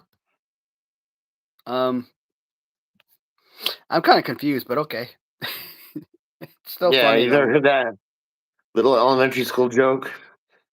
Have you ever smelled mothballs? No. How would you get their Those little legs mothballs are open? fragile.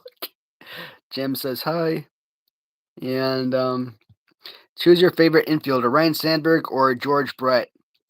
I didn't really watch George Brett, and I'm not even sure if he was still playing when I started watching baseball. I started watching baseball in 1996, so that was like the first, I think the first full season back for Ryan Sandberg after his retirement. 97, I watched even more baseball, especially when the interleague play started. Cubs Sox rivalry, and that was it. Ryan Sandberg was out after 97, so being a Cubs fan, yeah, Ryan Sandberg is one of the greatest Cubs legends ever. Probably among the top three, top five greatest legends of Cubs baseball. So it'll always be Ryan Sandberg. That's pretty much straightforward. I'm gonna fucking eat a zebra cake. So it's a party now. We'll do fucking bone breaking mouth. What's that shit called? When those bitches For what? fucking when people eat shit on the goddamn YouTube Oh damn! and they scrape their nails. What's Is that it shit called? mutt M- muttnuck Mutton or bang? putnuck, something like that? I don't know. Yeah. So that's what we're gonna do, bone breaker style with the zebra cake on your live stream. How about that? We're taking Cool, over cool, the live cool. stream Yeah, man. with the It's mukbang. something like I feel like I know it's not muttnuck, okay, but It's I feel like it's mukbang. something very close in sounding to that. Mukbang. Muck, Mukbang. not yes. We're Damn doing it! it right now. I was this close. What a story, Mark. Ice We need Xavier. I we used need to put that the cable sponsorship on from the zebra 15 on the cake TV set on for the 2 in hopes of mukbang. clear Spice Channel. That's The funny. fake Mysterio is eating fucking cake and smoking cigarettes and drinking energy drinks. The Green Knob Gobbler. green That's cover. wow. Oh yeah. When you do a whole bunch of them, that'll be the Vogue version. It's a good nature joke. I like it. I like it. It's funny. The mask is cool. I like the different color choices. I kind of agree with you there, Dwayne. Max says, "Oh hi, Rey Mysterio. Cool, cool, cool. I suggest that you make a Kamala action figure, but that costs a fortune in plastic. And that's the thing. I'm not trying to do plastic. I'm trying to do like authentic rubber, 1980s LJN. And the issue with the rubber, they're asking like what kind of PVC, what kind of rubber do you want, right? And I think PVC is plastic, but whatever. They ask what kind of percentage of rubber you want. You want like 100% rubber, where like the entire figure itself. And do I have anything loose here? I got those bendies over there, but those don't. Nah, I don't have anything loose over here to show off. But basically the entire body, head, arms, legs, they're all bendable, right? And I'm like, no, that's too much. I want authentic rubber to the 1980s LJNs. And it is so hard to find that. And I don't think anybody knows how to create that anymore. When you look at Our Lady, I keep calling them Our Lady. It's not Our. When you look at Lady Lux leather and you see this type of stuff that Nick comes out with, when you look at Net over at Ram Treasures, you see her type of rubber.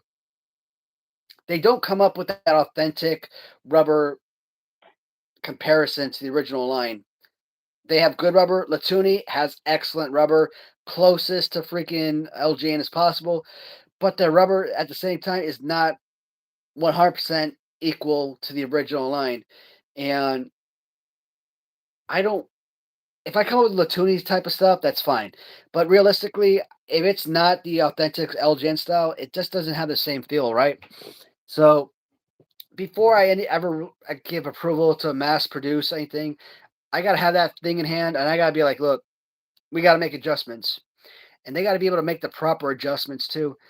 Another thing is when I'm talking to these guys in China with Alibaba, they are telling me like I'm like, hey, I want this to look like LJN, right?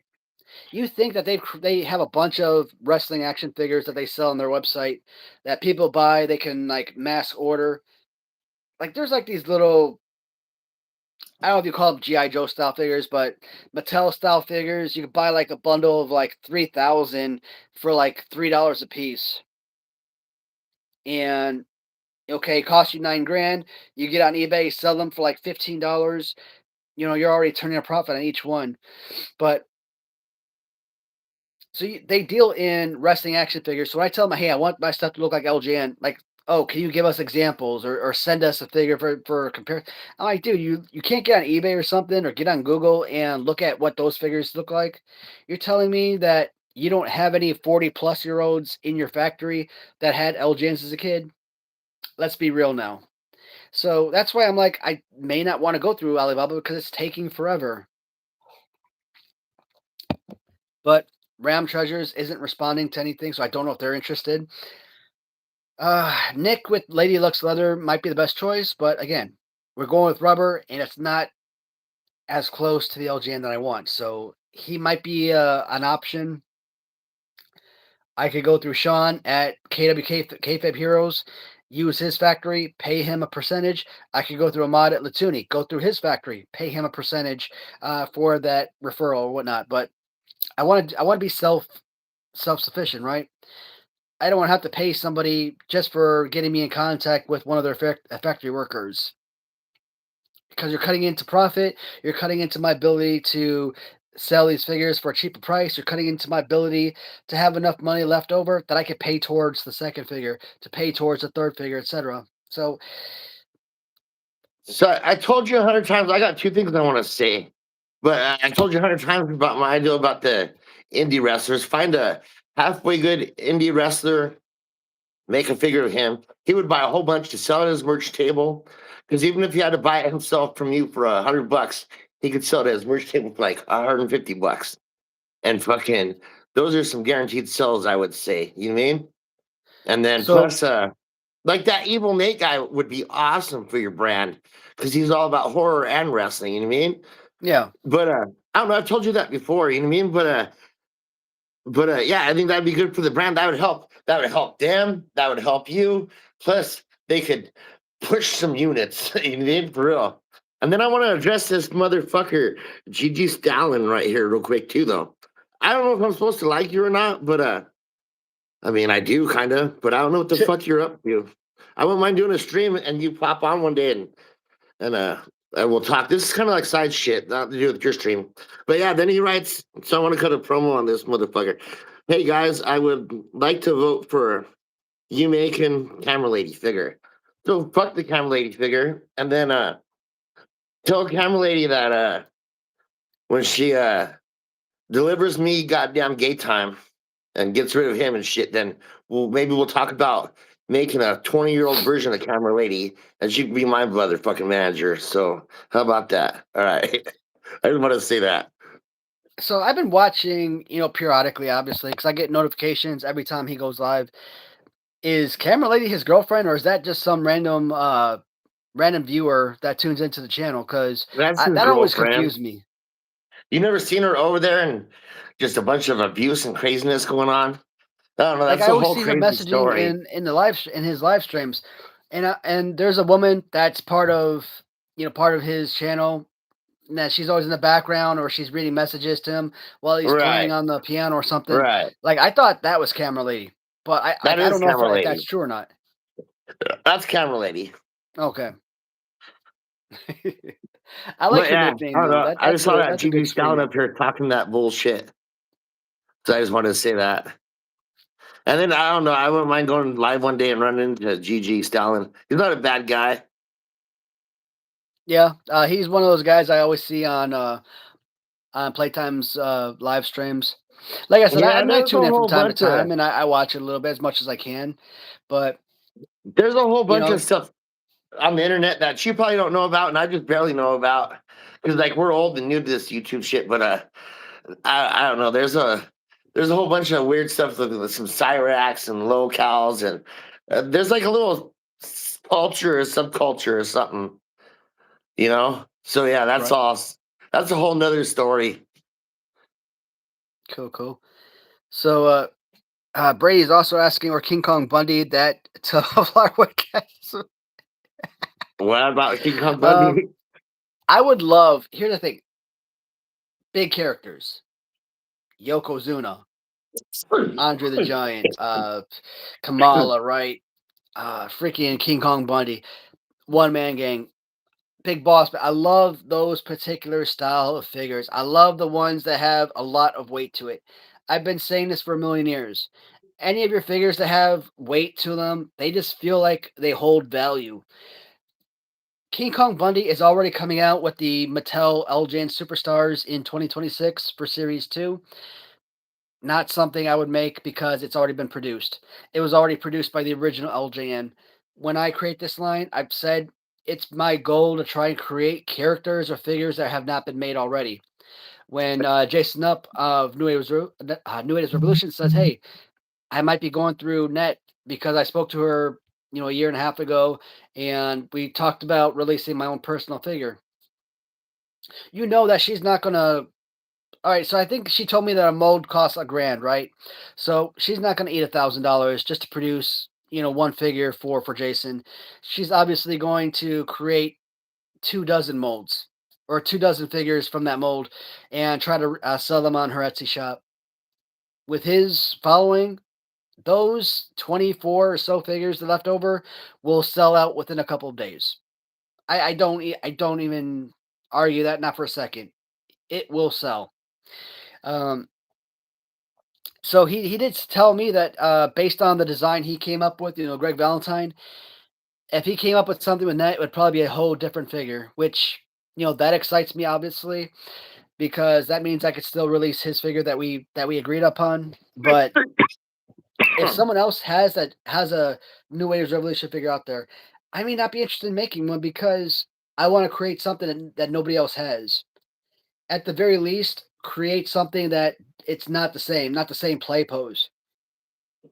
Look at Andre the Giant, Ultimate Andre, Big Rubber Guys, Latuni. They basically put out the same figure. Yeah, it's got different poses, right? Big Rubber Guys compared to Latuni and everything, but it's still relatively the same. Regular Andre, relatively the same, minus the pose, minus the type of rubber, I guess, but or the size, but it's still Andre the Giant. Big Rubber Guys has come out with like 3 different or 4 different Macho Man figures. The Tooney's gonna come out with like 10 different Macho Man figures. I love Macho Man. My number 3 all-time favorite wrestler.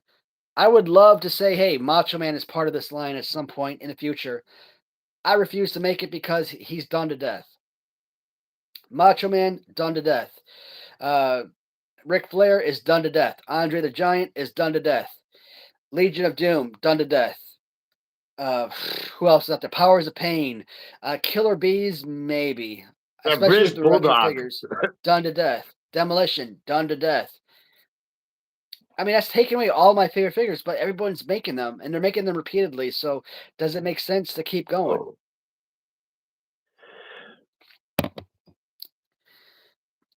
I suggest that you make a Kamala action figure, but that okay, guys, read that one.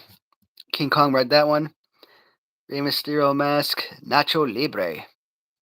Nacho My Libre little was a husky horrible movie. Like, oh LGN, my god, that was a bad movie.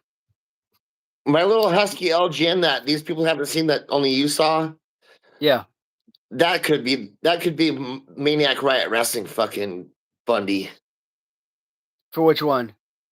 You know the picture I sent you of the Chat GPT LGN Bonebreaker, the one man gang Yeah, pose? yeah. That thing's awesome, dude. That's so LGN fucking isk, and it would have the weight and everything, you know? Only issue with that is think about this. Original King Kong Bundy has the arms down to the side like so, right? So if you just raise the arms up like so, it doesn't really improve it much. Play pose still sucks, but The and Playboy does suck, but it looks good, and it's a hefty boy. oh yeah, I mean like One Man Gang. One Man Gang is like one of my favorite figures, probably a top 40 favorite. The only reason he's not any higher than probably top 40, top 45 is because his play post sucks. Other than that, the size of the figure is amazing. The look is great. He could be like a top 15 favorite. It's just the pose is trashy. But I can't be like coming onto my YouTube channel and reviewing this line and that line, be like, yeah, I don't like this because this play pose sucks, and then come out with my own line and everyone's expecting to have like the best playable action figure Yeah, ever. And then it just like, really? You're doing the same thing everyone else is doing? I hear you on that. That's a good point. So that's my concern. I definitely want all of the figures. I want them to be at a level that every fan, whether you're an adult, 40 plus, or if you're giving it to your kids, I want them to be able to enjoy it. We might only come out with one series, and if that happens, I want it to be the best series imaginable. But I want it to be to the point where they could sell so great that I could consider a second series, a third series, and have legitimate superstars of wrestling as part of that release. The whole YouTube releasing YouTubers idea, it was a unique thought process and something no one else is coming out with. That's why I kind of feel like this was a good starting point. Because if we're coming out with Macho Man, Ric Flair, Andre, Ultimate Warrior, Hogan, etc., right? Then we're just gonna be like talked about like, oh, look, another company coming out trying to milk this business or whatever. No, I want to be different from other folks. And who wants? I want a new action figure. I don't want a repaint or nothing like that.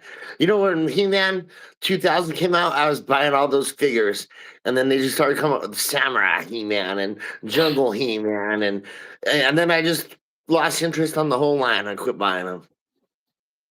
This stuff right here. Like the 1980s and early 1990s Ninja Turtle stuff. Like I love this stuff, right? But I think I might have actually had Razor when I was a kid too. But I love the thought of having Ninja Turtles when I was a kid. But when they started like sending them to outer space and putting them in like cowboy uniforms and baseball uniforms and samurai uniforms, that just killed it. No, At, at least in for like the samurai Leonardo, at least you could say, okay, you know what? Let's compare that to the Ninja Turtles Part 3, where they go back to China like 1,000 years prior or whatever it was. That could be acceptable, but they came out with like 100 billion freaking Ninja Turtle characters, and I'm like, no, I don't want all this. Stick with the original four Turtles design. Maybe add in your bad guys, and you're good. yeah, maybe after every once in a while, I'll come up with some new weapons and new armor, or you know what I mean. But even at that, I don't really care. I want new guys. Absolutely. So, Arison, that's a good name. Chuck Norris and Steven Seagal are both actively monitoring the chat room. I think I think friggin' Chuck Norris would still be in shape and could probably kick some ass still. I've seen Steven Seagal, man. One of the badass drama, or not drama, action stars of like the '80s, even into the '90s, man. But he has really let himself go. Hmm. It's okay. It's still Steven Seagal, so no hate there. You know, I love fucking Matt Cardona and all that. I'm the big old Matt Cardona mark, but I sure don't like that he's making Rambo and Steven Seagal like an LGN. I think that's fucking dumb. And they probably got terrible poses with like legs up and all that. That's stupid as hell too. Zombie Sailor did that too with some Van Damme making the pose all stupid. Well, You know what I Zombie saw Sailors came today? out with I like saw the Bloodsport. Zombie Sailor Ash from Army of Darkness or whatever, and I kind Yeah, of liked it. I almost want to buy it. I wanted that. The The Army of Ash Darkness. figure? The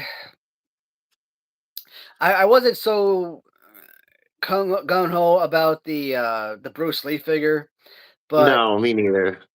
Ash, I really love that one. Army of Darkness was what, part two, part three, And they probably got a and Deadite. I don't know if you ever made it or if it's still in production or whatever, but he was coming out with a Deadite. So you got to have somebody for him to fight, and I liked it. it did they come out with like a kickboxer figure as well? Yeah. Hey, So that Ash package is pretty neat too. It's not like a regular zombie sailor package. It's like rounded on the top, and it yeah, looks pretty cool. so like I like those. Like I wouldn't have mind buying those, but like I've given up on zombie sailors. The last zombie sailors figure I bought was Owen Hart. And I basically said I'd given up on Zombie Sailors prior to the Owen Hart purchase, but I only bought it because there are no King of Hearts Owen Hart figures available on the market.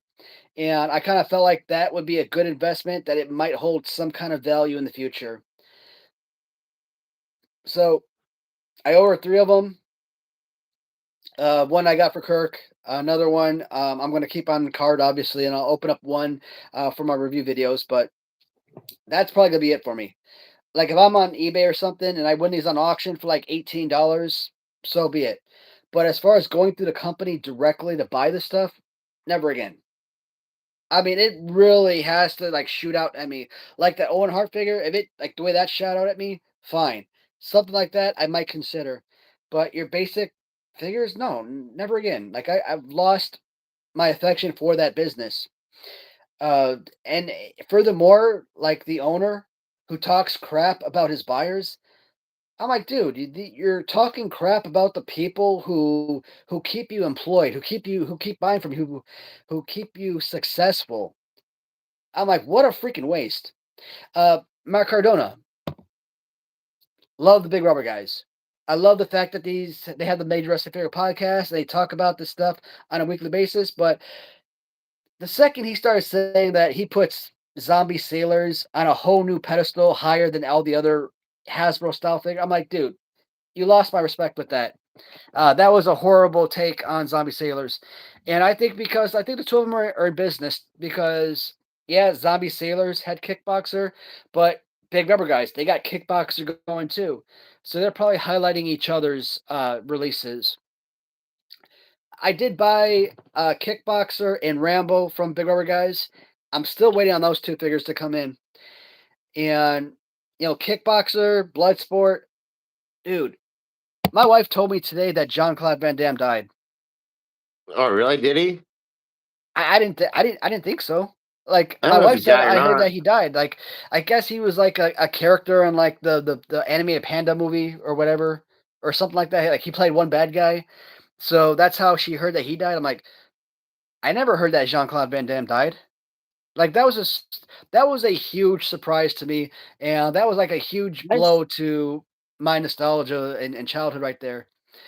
I want to say it Back was in on Howard Bloodsport, Stern or something, but I saw him making out hardcore with Dennis Rodman, so he died a long time ago with me. You know what I'm talking about? He totally made out with no, Dennis Rodman, like, and they liked it. I think It that's wasn't fake even just news. playing around or nothing. There's a scene. Was it Blood? No, it wasn't Bloodsport. It was Kickboxer, where I forget the actor, the mentor's name was, but they're in a bar and he puts on some music and he tells Jean Claude Van Damme, hey, start dancing with these girls, and he starts getting up, he starts doing his little dance. When I was like 6 years old, 5 years old, I don't know, between 4 and 6, 4 and 7, I don't remember how old I was, whatever. I used to get in front of the TV, in front of my family, and start mimicking his dance moves. And I used to do a really freaking good job dancing to that.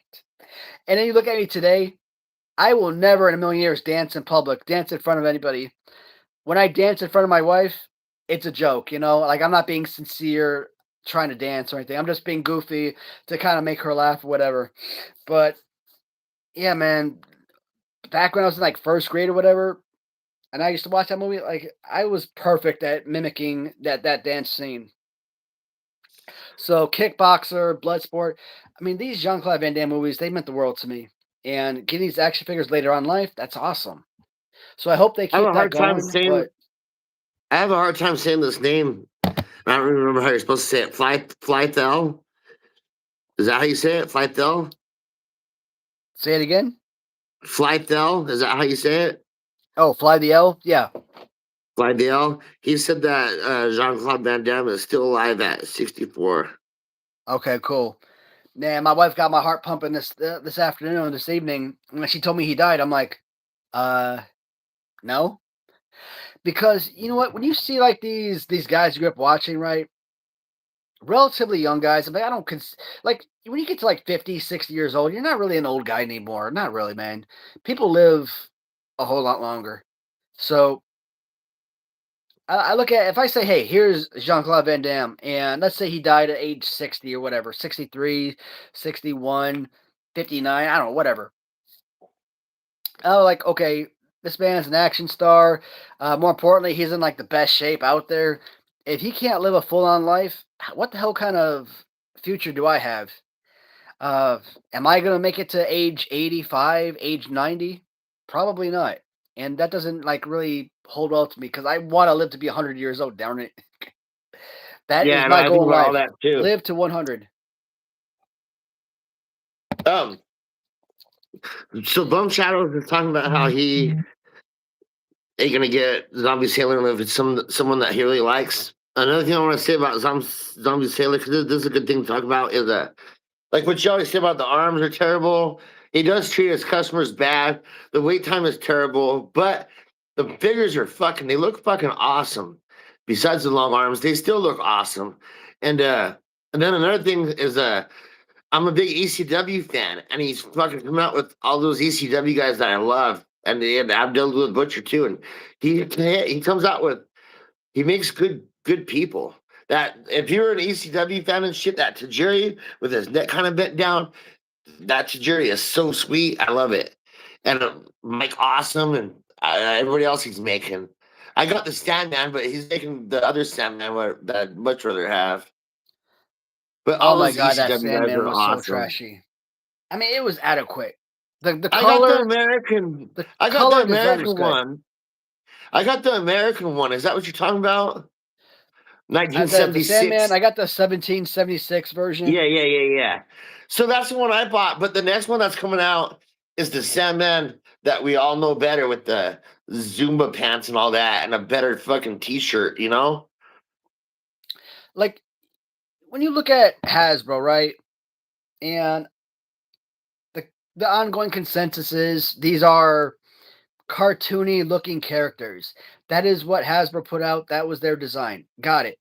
If if that's the design of Zombie Sailors, where all of the figures have like these ET arms,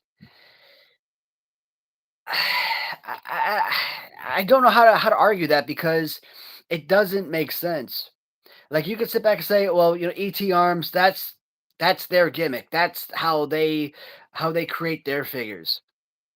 They I make it think look about that. authentic in the face and If you were a everything, kid and you're but only the playing with your arms. Zombie Sailors only, then everything would match up and life would be great. You know?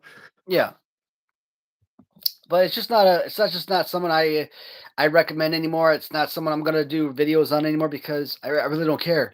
Now, if a viewer comes out and says, "Hey, man, um, I want you to come back to the Tuesday shows every Tuesday. I want you to go back, and at this time, I want you to talk about zombie sailors." Yeah, I could probably pull out series by series and do zombie sailor review videos again because that's the special request I received. But other than that, like I have no intention on ever talking about them ever again because they've lost they lost me as a customer, they lost me as a fan, and the way that they kind of downgrade their fan base, their buyers, it just makes no freaking sense. So I'm I done with don't that. have too many Zombie Sailors because I'm fucking poor, but I got a few. I don't even care and think of all the ones I have. But like the first one I bought was Dan Housing, and I pre-ordered that, and I waited like a year and a half before I ever got it. You know what I mean? From And then I Zombie ordered. I Sailor. can't remember what I ordered then, but I ordered from a different company. I ordered Bobby Heenan and somebody else. And at the Well, same Bobby time, I Heenan was from ordered Epic Toys or Mattel Retros. from the Epic. I got Bobby Heenan and somebody else that came out with Bobby Heenan. I can't Was it remember like who Eddie now. Guerrero or someone? No, but it was part of those, and it wasn't Boris Zukov either. I can't remember who it was. I'm But trying to I think. ordered two figures. I ordered two figures from them. Bobby Heenan was one of them, and then I also ordered whatever I ordered from Zombie Sailor at the time. And like the Epic stuff came in like in 3 months, and the Zombie Sailor didn't come for like a year. You know? Yeah, man, we bought those back in like I think June or July of 2024, and I Uh-huh. think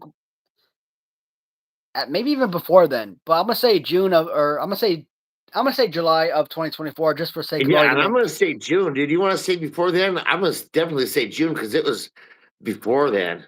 Well, Yeah, maybe not. so okay, so June of 2024, and I think we got them in September, maybe August. But you know what? When I ordered that shit, I know how Zombie Sailor is. And when I ordered that, I was thinking, well, fuck, I ain't gonna get this shit till the July after this one or the July 4th after this one, you know?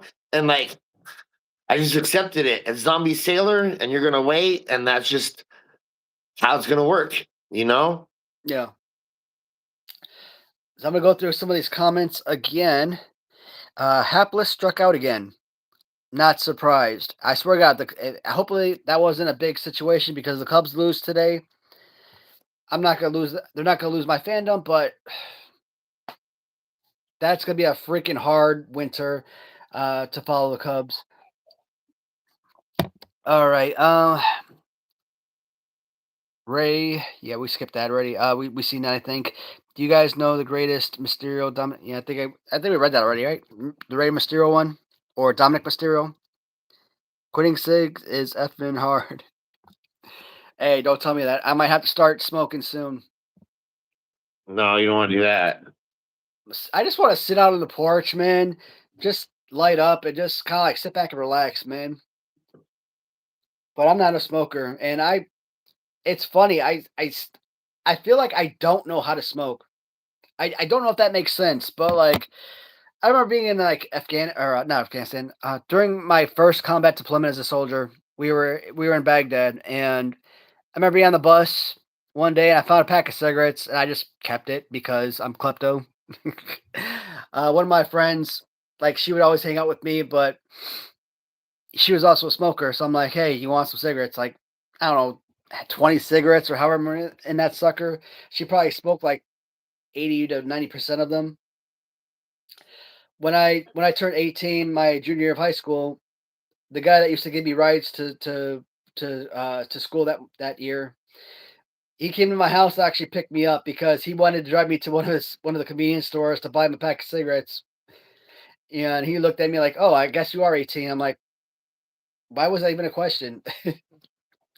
But I bought a pack when I turned 18. I bought a pack of cigarettes, and it was like 2 months later, and I was still working on that pack. Like, and I think half the cigarettes that I had, I gave to the friend that drove me to school, drove me home. Um, Why is it every time we hit like an hour 45 minutes, my phone reboots? I don't know, but It it don't lose nothing or nothing, so that's all right, huh? At looks least like I I'm don't think frozen. it. At least I don't think it stops. Nah, but I'm frozen on my side of the computer or my side of the phone. Up there I go. You're alive.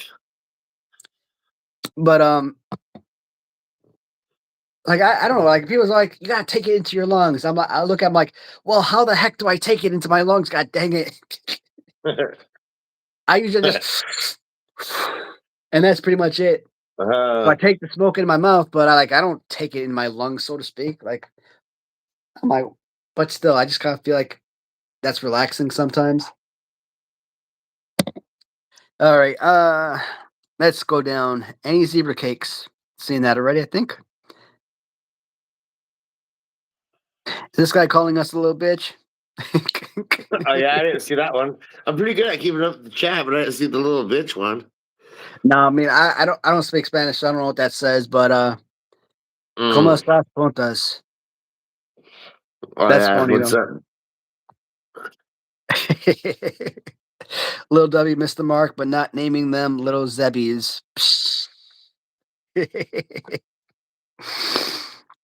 um, Ron Mysterio. I missed a whole bunch of comments somehow. Lil Bano, thanks Zeros. Mysterioso posting what I see October 8th, 2025. I passed on the Zombie Sailor's macho. I didn't like the face and hair, and of course the length of the arm. And after shipping $50, so I said, "Nah, shoot, it's not worth it." Any Zombie Sailors fan, any Grapples and Gimmicks fan, Zombie Sailor or Grapples and Gimmicks and Wrestle Something Wrestlers, the figure collection store. I think those two sites have the best, most closely resembling Hasbro style figures.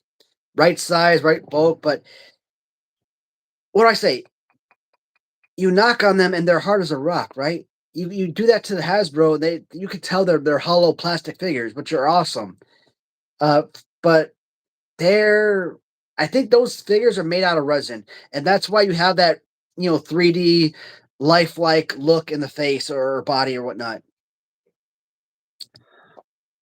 So the KWK kayfabe heroes, amazing.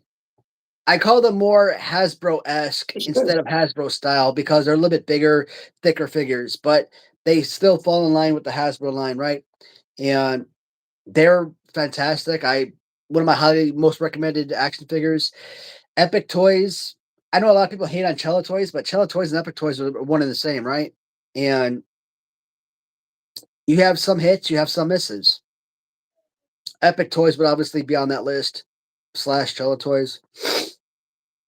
Zombie Sailors. I mean, I think once I got the CM Punk figure in, I'm like, what is this horse shit? Probably the worst action figure on the planet. And we're including Series 1 Hasbro Rick Rude. We're including Series 1 LJ and Jimmy Snuka, or Series 6 Rick Rude LJN. We're including Macho Man from original San Francisco Toy Makers. And I think CM Punk from Zombie Sailors could be one of the worst ever. I know it's They funny just because made when I watch your videos, you say that a lot, and I always think that out of stuff that's gonna be worth money, that CM Punk might be one of the high dollar ones in the future because everybody loves CM Punk. and So yours, because it came with the dog. I mean, Larry, uh, I think Larry, and I've said this before, Larry on individual card, that little small carding of that package, I think in the future is probably going to be the most valuable Zombie Sailors figure ever. all the youngsters love CM Punk. So when the youngsters are in their 40s and 50s and have the money, they're gonna be all wanting all the CM Punk merchandise. I mean, it had potential. I mean, like I actually considered to buy the pink trunks, Heart Foundation style trunks, CM Punk, but it was just the same figure, different variant. And I collect all the variants, so I wanted it for that purpose. But I'm like, no, Zombie Sailors is not getting my money. Hopefully, one day I will find it on auction on eBay and get it for like the $20 that it's actually worth. All of these lines, Wrestle Something, Premier Wrestling, Zombie Sailors, Grapples, all of these lines should be charging what Mattel charges, which is $15. $15 to $20. That's the value of these figures.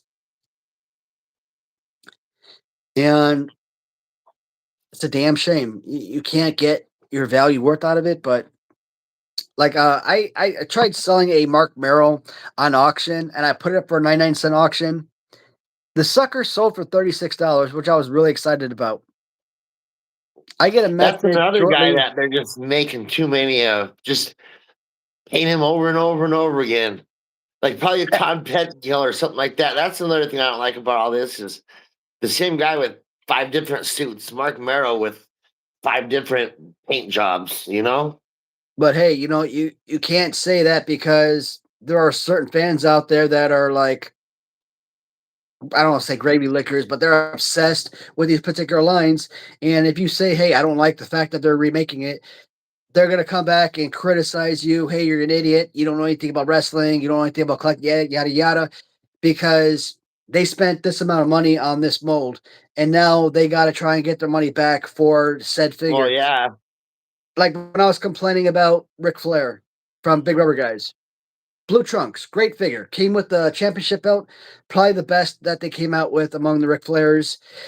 Behind the Series 3 release where he's in suit. But you had a blue trunk Ric Flair. You had a bloody, I think, purple trunk Ric Flair. I could have sworn there was a non-bloody purple trunk, but I can't find it anywhere. So those two. You have a red trunks Ric Flair, and then you go back to that original Series 3 design with the suit. I mean, you got like four, maybe five potentially Ric Flair figures out. And I'm like, look, stop making the same character over and over again. If you're going to release them in different series. If this Red Trunks came out in Series 5, make Blue Trunks come out in like Series 15 or something, spread it out. I got so much hate during that video because I mentioned that as a possibility. And, oh, little Butters, baby. yeah. I'm gonna have to go, man, because I gotta take this dog out and I gotta do responsible stuff before I gotta Yeah, go no back worries, to bud. work. I mean, we hit almost 2 hours, and I got a lot of comments I still got to go through, so I'll probably be on for a little bit longer. I'll probably listen to you off and on. But yeah, I gotta go take care of him, and I gotta do a bunch of house chores and stuff too. Cool. Sounds good. Thanks for another awesome stream, bud. I'll Yeah, see you right next on, week. man. It was fun. Later. See you, man. If I can figure this out, huh? Right Me on, man. too. Thank you. All right, guys. So we are alone now. I love having a co-host, so it really sucks when we can't end the live stream together, but it's cool, guys. At least now I will be able to get into your questions and hopefully answer some of those before we end the stream. Um, it is 9 o'clock right now Eastern time, so shoot, man, I might go another 30 minutes to an hour. We'll see what happens. I passed on a Macho Man. Okay, I read that one already. GNG is making a booger. We talked about that. WrestleMania 7 retirement match with Warrior. Really? I thought it was WrestleMania 8, but WrestleMania 7. I mean, at least I was in the neighborhood, right? um, let's see. In defense of Zombie, it doesn't have the Lego head. I just don't like the hair in general. When they created Slick, and they did Slick 3 times. They gave him a gray suit, a dark blue suit, and a light blue suit. Because I'm me, I bought all 3 variants. He would have been a fine figure overall. Slick would have been a fantastic Zombie Sailors edition. But like I described, the Lego head with the little squared up. I get it. When you put the hat on, it fits beautifully. Turn that sucker over, mess with it all you want, it's not going to fall off. Fantastic. But the fact that horrible square, I mean, what the hell were they thinking? Terrible. With that being said, is the Lego Slick figure worse than any of the grapplers and gimmicks figures that come with hat accessories? Big question mark. Honestly, I don't know. With the hat on, Slick looks like just a phenomenal figure. When you take off that accessory, yeah, it's trash. Zombie Sailor or grapplers and gimmicks, one of my favorite lines. They do not know how to build on hat accessories, and it is so infuriating. When you get Downtown Bruno, Harvey Whippleman, not gonna call him Bruno, forget that. He will always be Harvey Whippleman to me. The hat, bam, that's it. One small blow, hat goes flying, right? And Papa Shango, hat goes flying. Like the hats, they just sit at the very tip of the head. The smallest gust of wind, and they're gone. Santa Claus. Grapplers and Gimmicks created one of the greatest action figures ever with that Santa Claus figure. Take away the accessories, that is a playable, perfect thing. From Grapplers and Gimmicks, I still say Mabel. I don't care which version of Mabel you choose. It could be the very first release. It could be the King Mabel with crown and upgraded design, color scheme. I say Mabel is one of the greatest wrestling action figures ever created. And I think the Santa Claus was built off of that same design. So incredible. The present gift sack, awesome. But the secondary hat, I don't understand the secondary hat. You already have a built-on Santa hat, so that was a wasted accessory. Yeah, I put it on, of course, because I want to keep them all together. But the smallest gust of wind and it's gone. So I give Grapples Gimmicks a lot of credit, but I will definitely say, speak my mind when they're not of the highest quality. But more times than not, like 90% of the time, I would say Zombie Sailor or I keep calling them Grapples and Gimmicks. Their stuff is what should be made. So the very few figures that they've released, I wasn't happy about. Whatever, you can live with it. I just wish you could live with it a whole lot better than $40 a piece. Or when you get to the diesel figures and they're selling for $70 a piece. I talked to Mitch some months ago, and I don't know. I was on like a Facebook group or something, maybe like 3 points of articulation, and they put up a new figure from Grapplers and Gimmicks, and I don't remember what that figure was, but I know I had a lot of problems with it, and Mitch reached out to me. Obviously, I'm a huge freaking Grapplers and Gimmicks buyer, right? I mean, I get 2-3 figures at a time every time with all of their releases, so. Mitch, he reached out to me, private messaged me, like,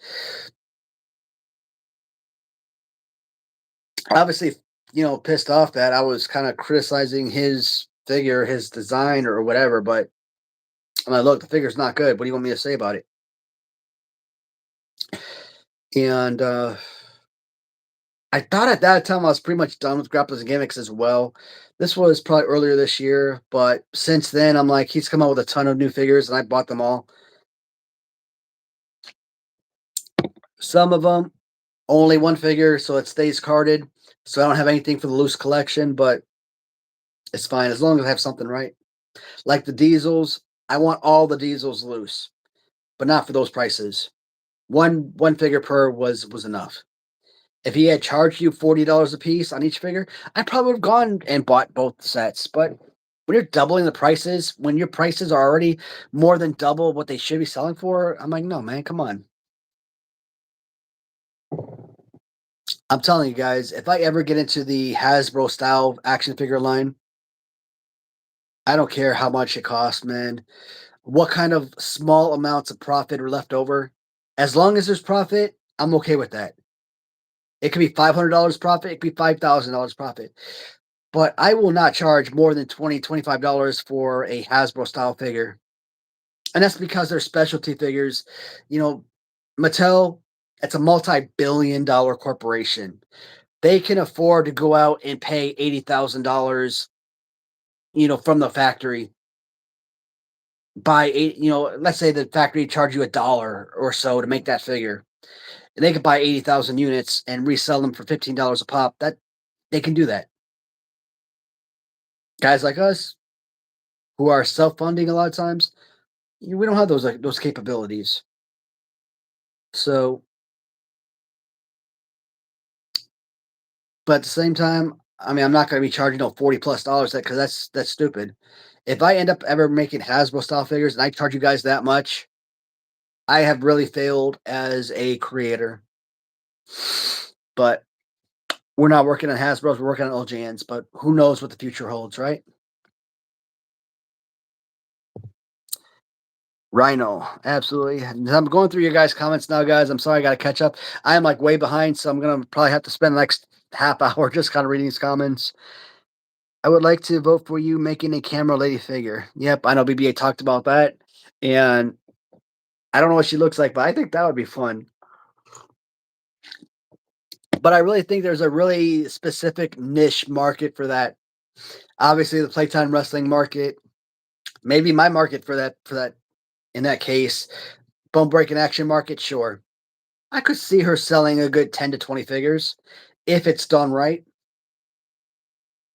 But I don't know if I would reach out to her, especially if she's dating or married to, uh, you know, uh, the professor over there. So, but I think that would be, camera lady, if you're watching this, reach out to me. I would like to at least talk to you and kind of pick your brain on what you're thinking because that would be fun, man. I think that would be so unique and crazy. A live tasting LFG, LFG, LFG, LFG. Jesus Christ, how? What is LFG? You gotta fill me in. I'm kind of like Cubs accidentally. What? The Cubs won.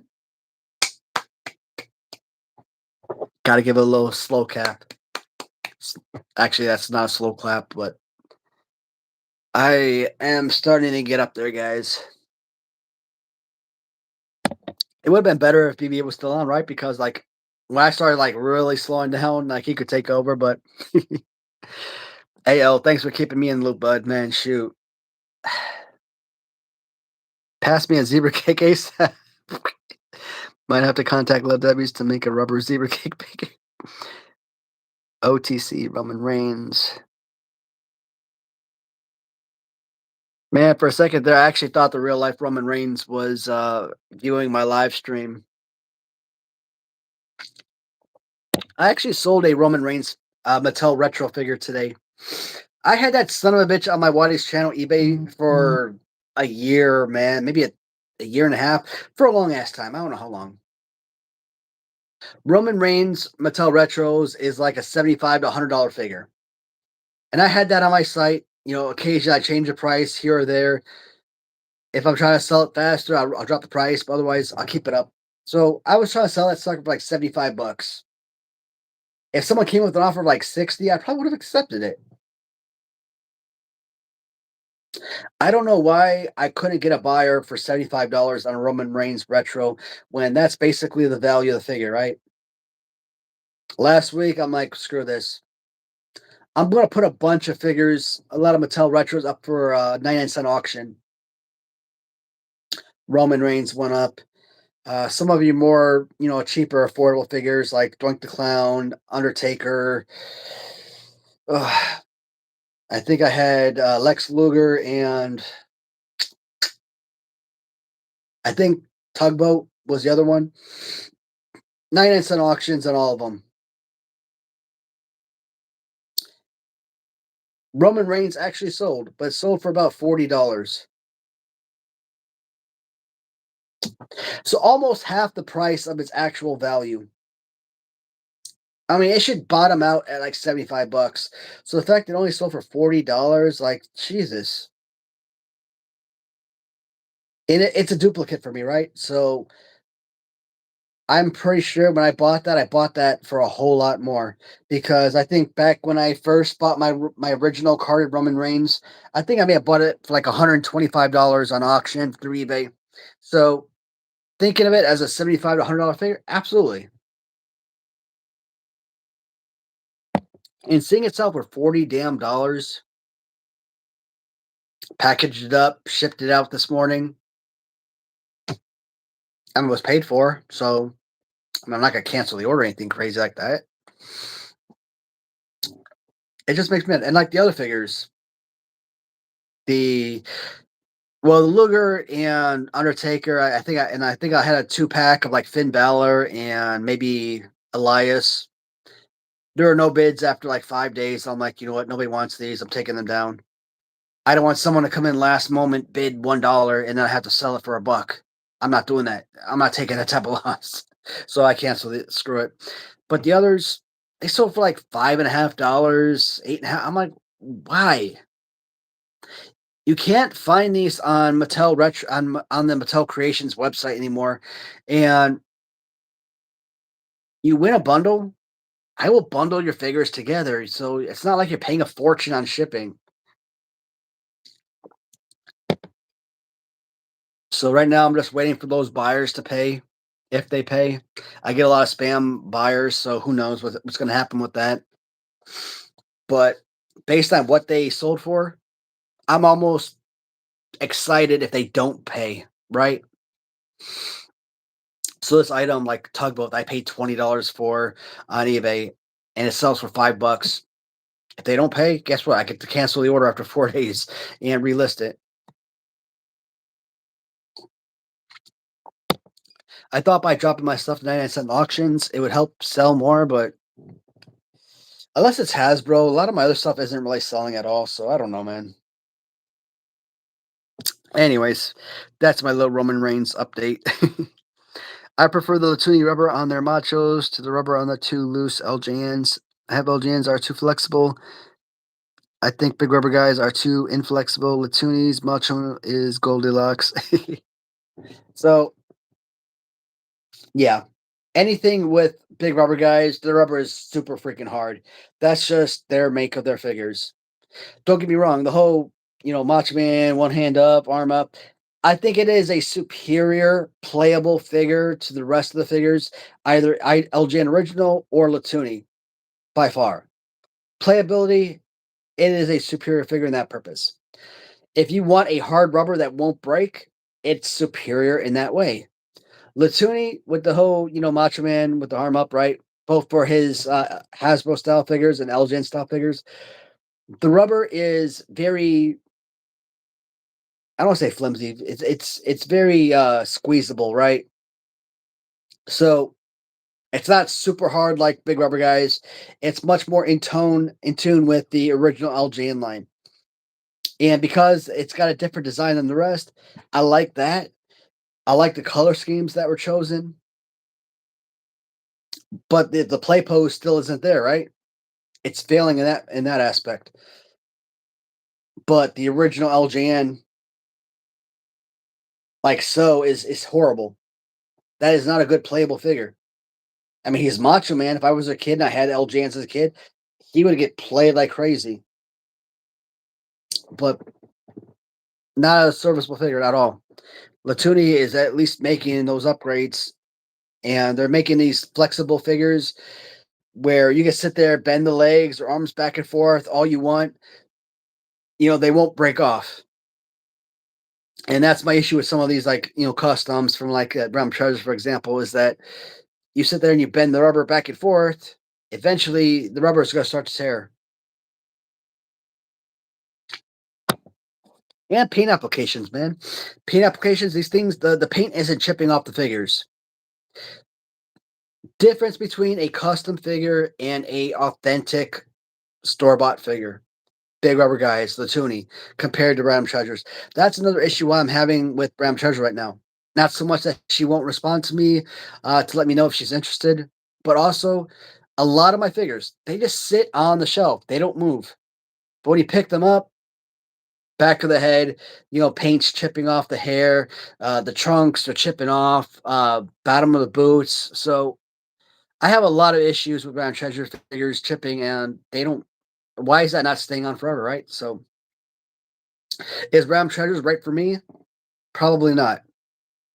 I mean, I'm not against going through that company, going through them, but there's so many things that I'm focusing on, guys. I'm trying my best to give you guys the best product possible. And that's why I like doing these updates. Let you know what's going on. So a good idea on the indie wrestlers. How many indie wrestlers would have their own figs at their merch table to sign? Who is the company that BBA keeps sending me? Andy, I think it's called Andy. No.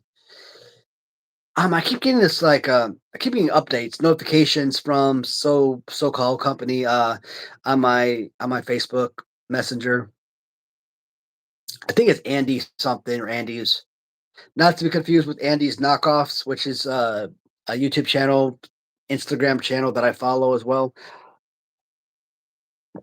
where they look at all these different like retro bootleg action figures, like your Sun Gold figures from the 90s, etc. Right? Now that channel's awesome. I love that one. But Andy's podcast is always, I don't know, man. I got to get back to you guys on that one. Better than just random photos and shirts. Random photos and shirts. I'm trying to go back and think which conversation we were having when I came up. Because I probably came up like 2 hours ago. Hell yeah, brother. Josh enough starting in indie stars line, but it's in retro hetero style, so there's room for Elgin style, so I agree. So the Chernoff, that was the premier wrestling action figures. And so far his 5 variants are the only ones I've seen. I haven't seen any other figures from that particular line. But every time I talk about Hasbro style figures, I always mention Premier Wrestling. But Chernoff, I bought 2 sets, or actually, I probably bought 3 sets because obviously I have my carded figures, I have my loose figures sitting in front of them, but I also have a complete third set that I'm selling on eBay. I've been trying to sell on eBay for the entire year, and I have them up, 5 cards for $250, which that's what they cost. $50 a card, right? So $50 a card, $250 for 5. No takers, no interest whatsoever, which is sad because like I thought these would actually be worth something. This is why I backtrack, guys. This is why I always tell viewers or interested buyers, like, look, when you buy from these companies, you really got to be pristine on who it is that you buy, what characters you buy, or how many you buy. Like, if I want to go out and buy Quang from Grapples and Gimmicks, let's say Quang costs you $55 for this San Diego Comic Con or this New York Comic Con, whatever the hell they're called, uh, release, right? And you got Quang in red for $55. All right, cool. I buy 3 of them. $110. The first $110 goes to me. That's your carded figure. That's the card that you open up to display loose. What about the third figure, right? Another $55. So you got to get on eBay, sell it for like 175. So let's say out of 175, maybe you get like 160 or so, 165. So that's how I used to think with Zombie Sailors. Capazio, same thing. You buy 3 figures. You sell a third figure for 120. You not only get your $40 back on that figure, but you get the $40 back on the figure that you keep in carded, the figure you're keeping loose. Now you think that's crazy, but remember when I started buying Zombie Sailors, I was buying them off eBay because I was too late to the party to buy them directly from the store. So every figure I was buying, I was paying $100, $125 for them. For your Cebu, for your Matt Cardona, for your green trunk Cebu, your pink trunk Cebu, etc. Your referee, your Hebner, your Bravo figures, right? So that was my mindset that these figures are worth $120+ a piece. You buy 3 of them, you sell one for 120. Guess what? You're getting all your money back for all 3 figures. I'm like, awesome. But they just are not that valuable. You put them on auction, 99 cents. Guess what? They sell for like $20. That's why I want people to fall in the same trap that I did, thinking that they're more valuable than they actually are. If you only want one figure, only buy one. If you think you're going to hold on to a second, to a third, to a fourth figure, thinking that it's going to skyrocket in price, they won't. And one of my viewers a long time ago, he made a good point. He said something like, in today's modern world, everybody knows the value of a card figure, right? So everybody is keeping their figures carded. When you're looking at LGNs of the 80s, Hasbro's of the 90s, you think that anyone was thinking about resale value? No, because eBay did not exist. Mercari didn't exist. Facebook didn't exist. So everyone was opening their figures. They're playing with them. They were storing them. They were displaying them, whatever. You can't do that nowadays because everybody knows the value of carded figures and they're keeping them all carded. We got 1 million people with a carded figure and you think you're going to get $200 for it. It's not going to happen. The only thing from Zombie Sailors I really thought was like super rare that was gonna be like crazy valuable was the Blackstrap Andre. Because it was a Blackstrap Andre and it was on a black card. Black cards are always valuable. No matter what collection you're looking at. If it's on a black card, it's gonna be worth more money than the average carding. I bought 4 of those suckers. I paid about $120 for it.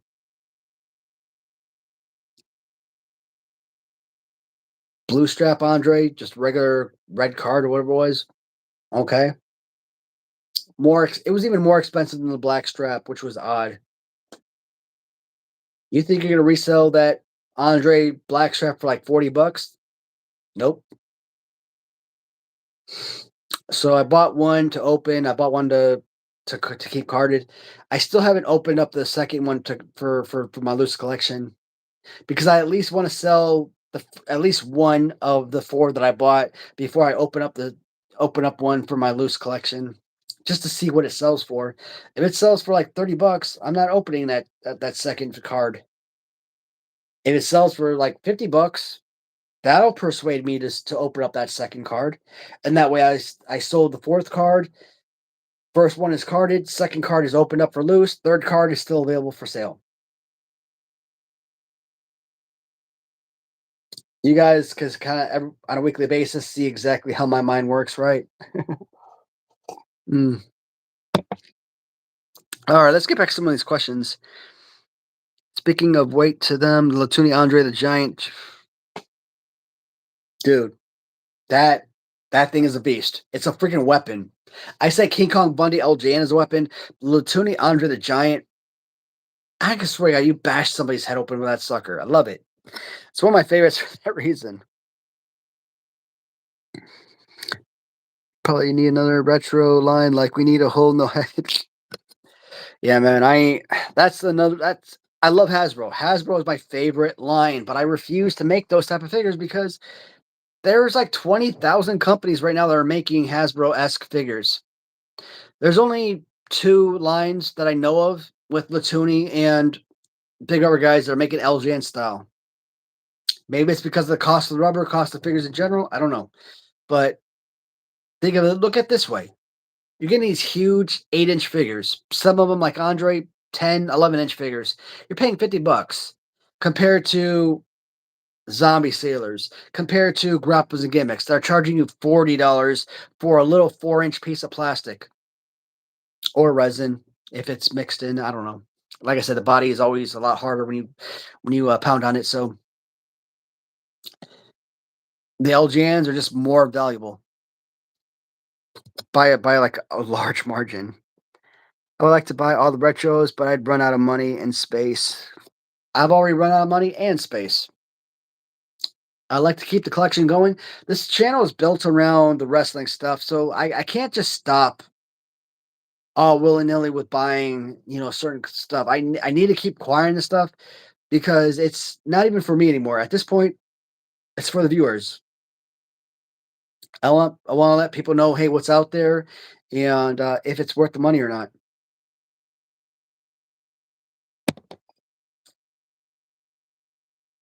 I like the Ninja Turtles in the black and white OG comics, all red bandanas, and they killed people. Did they? Damn, I never read the original comics, so I think that would be freaking awesome.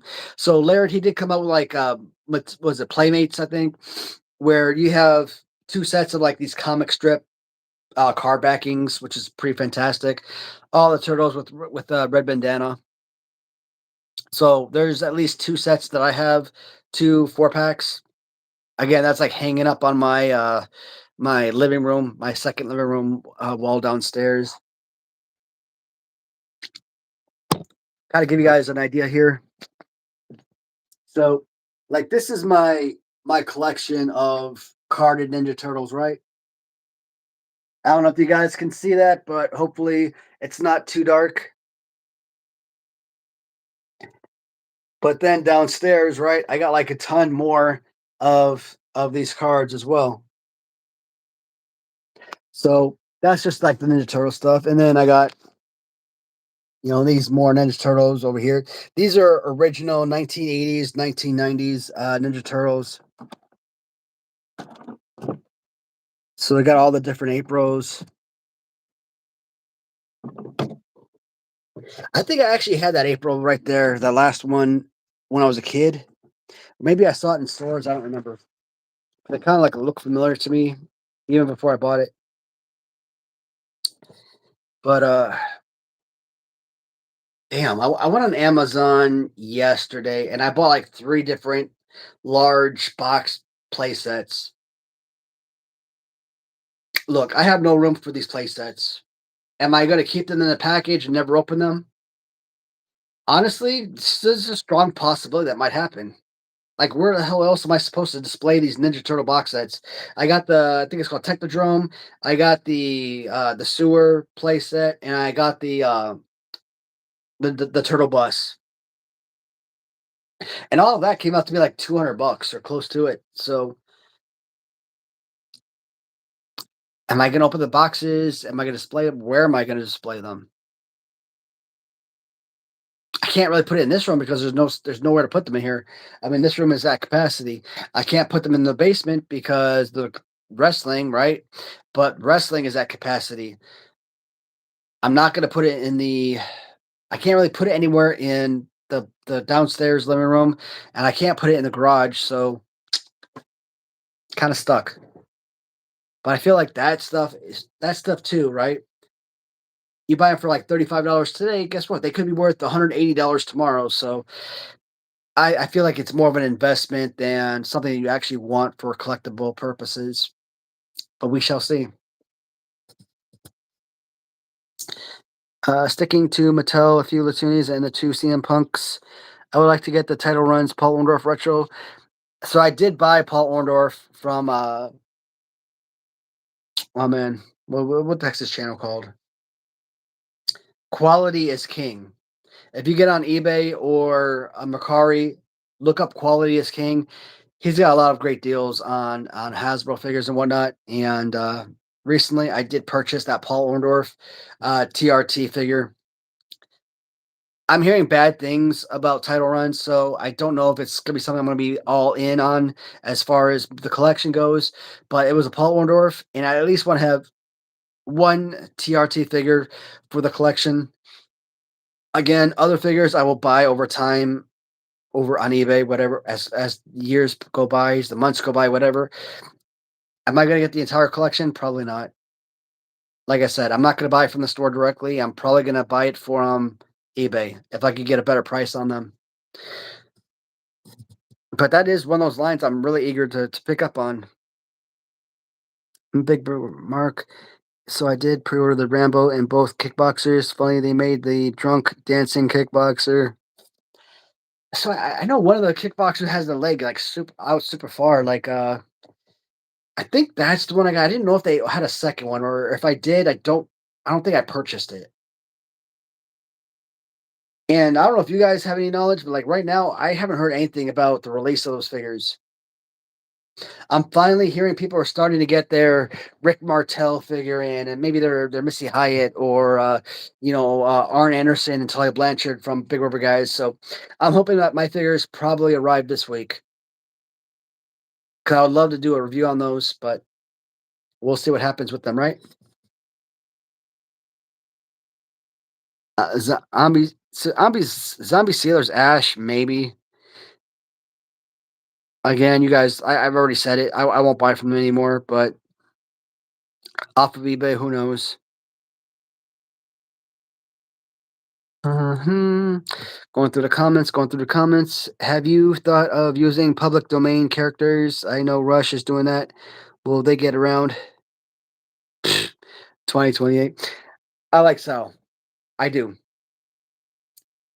There was a point where I made a video where I was like, I'm done with Rush collectibles. I'm not gonna buy from them anymore. And I kind of made a video where like the figures were like breaking in your hand. I'm like, not worth it. Their card backs are amazing. They're like some of my favorite card backs. In package, the figures are spectacular, but like in hand, they were falling apart. I'm like, no. I guess somebody showed Sal my video, and he reached out to me, called me up on the phone. Obviously, I bought so much from him, so he had my number saved, obviously. And for like 45 minutes, it was a good conversation. It was a good guy. And since then, he called me, wished me a happy New Year's, wished me Merry Christmas, things like that, right? So Very cool, down to earth guy. He's like me though. He's self funding. He's a one man shop. He doesn't have a group of people working different aspects of the build of the figures. So he's doing it all by himself. And so I kind of got a better appreciation for him and his line in that regard. I'm still gonna say, hey, if I don't like this aspect, I don't like it. If I love this aspect, I love it. Then I'm gonna mention that. Even when I did my series 2 reviews, I'm like, hey, like the Donald Trump, for example, far superior than what you got out of series 1. But you're kind of going back to that same thing, right?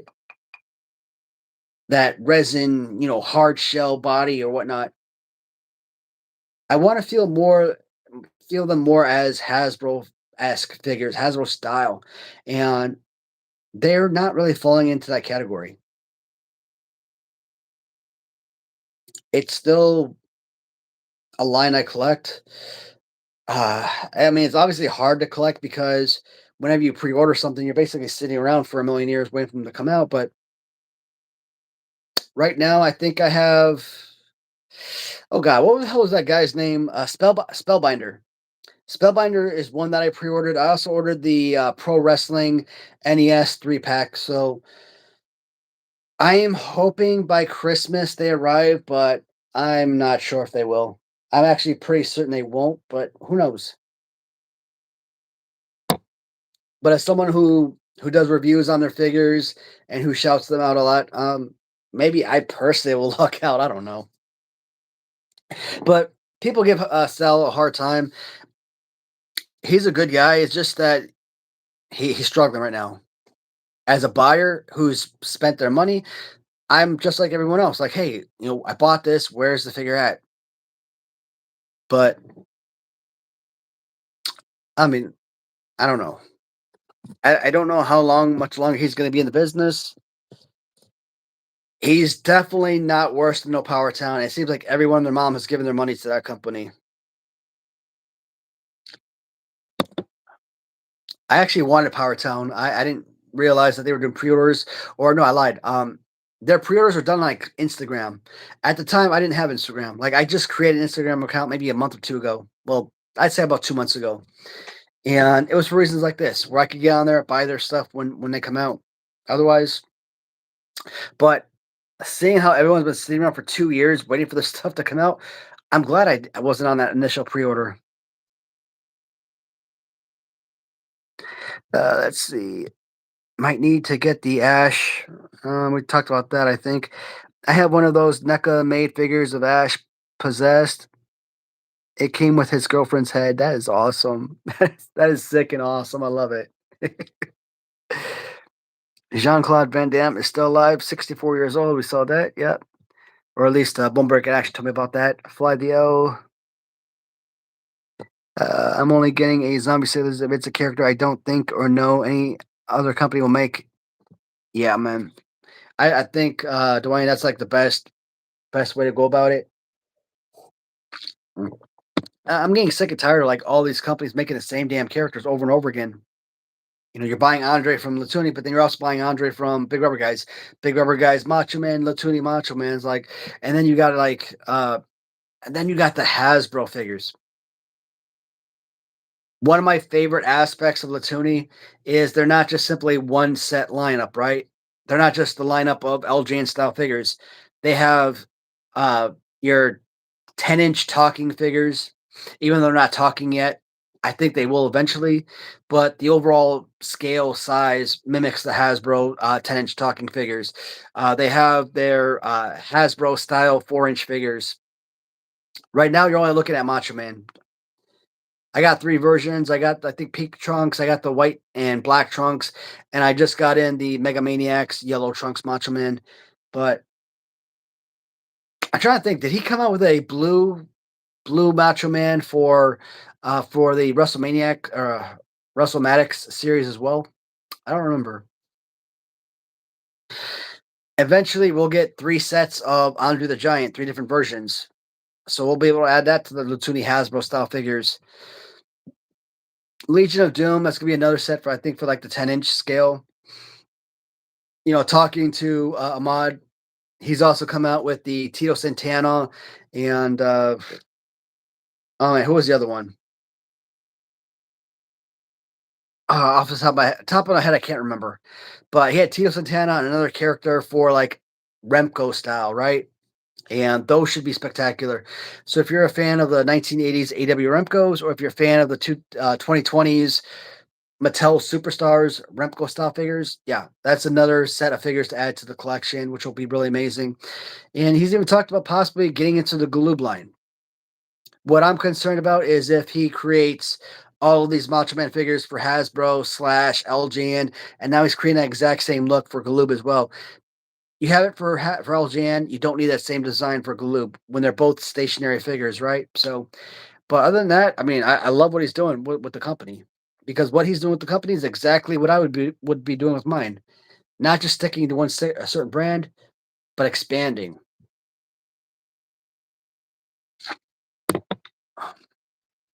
Let's see what we got here. Dude, tell me you're joking about Dennis Rodman, bro. Damn. Hey, Stalin, man, I really hope he was joking about that too. Named sarcastically after the Cubs' tradition of raising a W flag when they win, they also raise an L flag when they lose. Goes back years and years as a way of letting the public know. Hey, but you already said they had to raise the W today. I am a huge freaking fan of the Go Cubs Go theme song, and that that song I think was made in like the 80s or something. Here's the thing, like I was obsessed with baseball back in like 1998, especially during the home run chase and everything, right? I'd never heard that song. At least to my knowledge, I don't remember hearing that song play during any Cubs victories. I don't know when, but it had to be sometime in like the 2000s, maybe late 2000s, 2010-ish, 2007. I don't know when that song started playing after every home victory.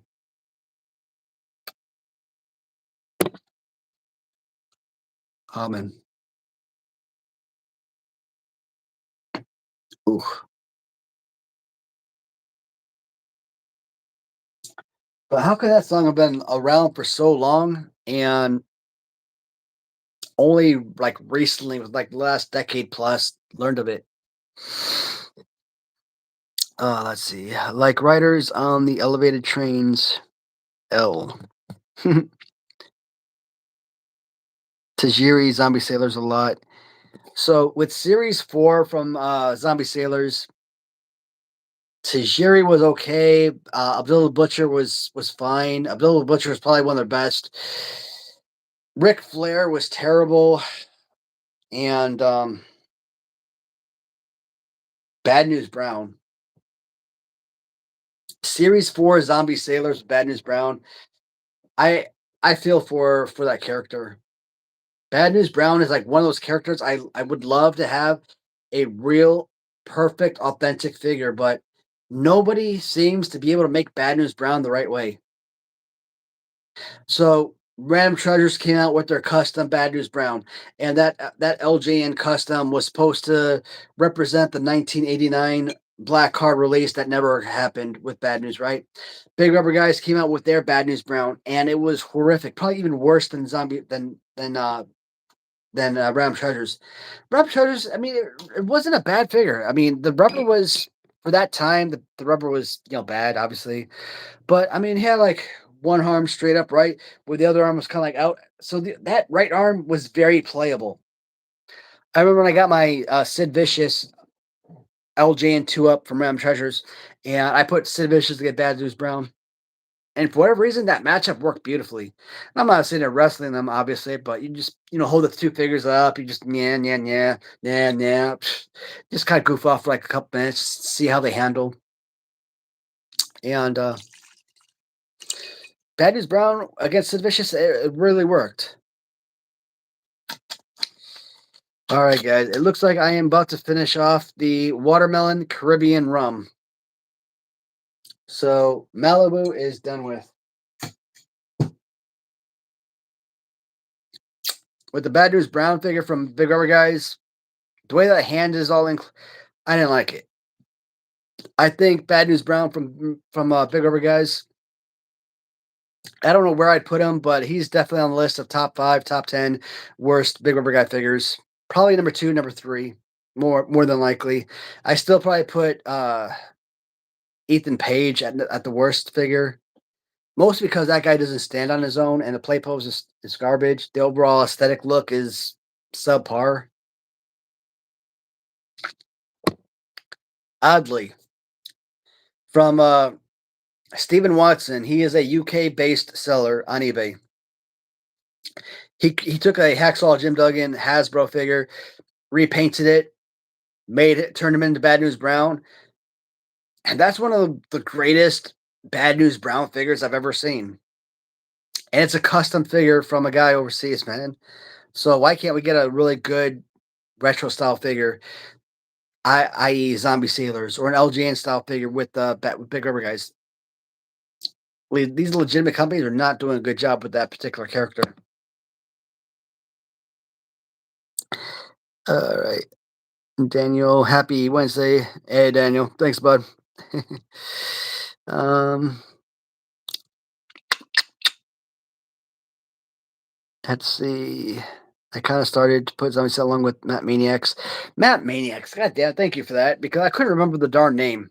Matt Maniacs is another great series that's come out that's very Hasbro-esque, but I think they're also more in tune with kind of like the KWK figures.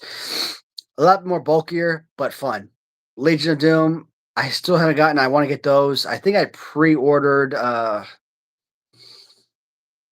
who did I pre-order? I know Steiner Brothers are out. I think they may be one, possibly.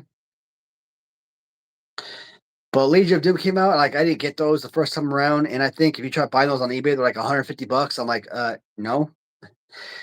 But I think the Nerd Closet is a website that I found on Facebook, and they were selling like Series 2. So I think I bought all Series 2 figures, maybe. But shoot, that had to be like early 2025, right? And I'm still waiting on those suckers. Oh, God, that was so much. I might have to add a damn rum drink to that, or a pop drink to that. Matt Maniacs to put Zombie Sand along with Matt Maniacs as Hasbro inspired characters, wrestlers. Nothing wrong with that, but I'm personally focused on Hasbro. Like, yeah, we can agree on that one. I don't smoke, but I have taken some edibles. Marijuana is legal in my state, but I don't like the high from edibles as much as the one from whiskey. Maybe we'll do whiskey on Saturday. My buddy Lance, man, he was pissed about the Monday live stream. I don't even consider Monday to be a legitimate live stream, and in fact, I actually thought about possibly deleting that video. I rewatched it today. I'm like, you know what? It really wasn't as bad as I thought it was, but I'm like, he was mad I wasn't drinking whiskey and that we were only talking baseball. But I'm like, my guy, can't really do anything about that. Nobody showed up for that live stream. I tried carrying on the conversation by myself for as long as I could, but once I hit about 30 minutes and I realized nobody was coming that day, I'm like, you know what? This is good. This is fine. Viewers still have the opportunity to watch something, right? And, baseball, we all love baseball. Who doesn't love baseball, right? So, oh, God. Oh, damn. Am I seriously all out of Fanta? That's some bullshit. So, this might actually be my last drink for the day because I have nothing to chase it with. I lied. I do have something to chase it with. So, we might be good. You prefer smoking to eating marijuana? He, I think he may have read that already, but I have on occasion, maybe once every year or two, smoke the cigar. At the liquor barn my wife and I went to or go to sometimes, I was looking at some of their damn cigars, and those son of bitches want to ask like $10 to $12 for a single freaking cigar. I'm like, come on, man. Like, I'm not a smoker, so like, I don't know the value of tobacco and all that. But if you get a pack of cigarettes for like 20 cigarettes for like $5, unless they've gone up over the years, I don't know. Um, how the hell is one cigar 10, 12, $15? Insane. just to be kind of be stupid and have fun. I was thinking about possibly. Ooh, that's actually really good. The watermelon rum mixed with the blue Gatorade. Like you don't even taste the rum anymore.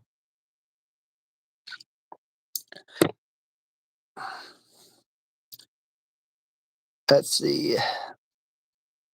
Tree fire right here.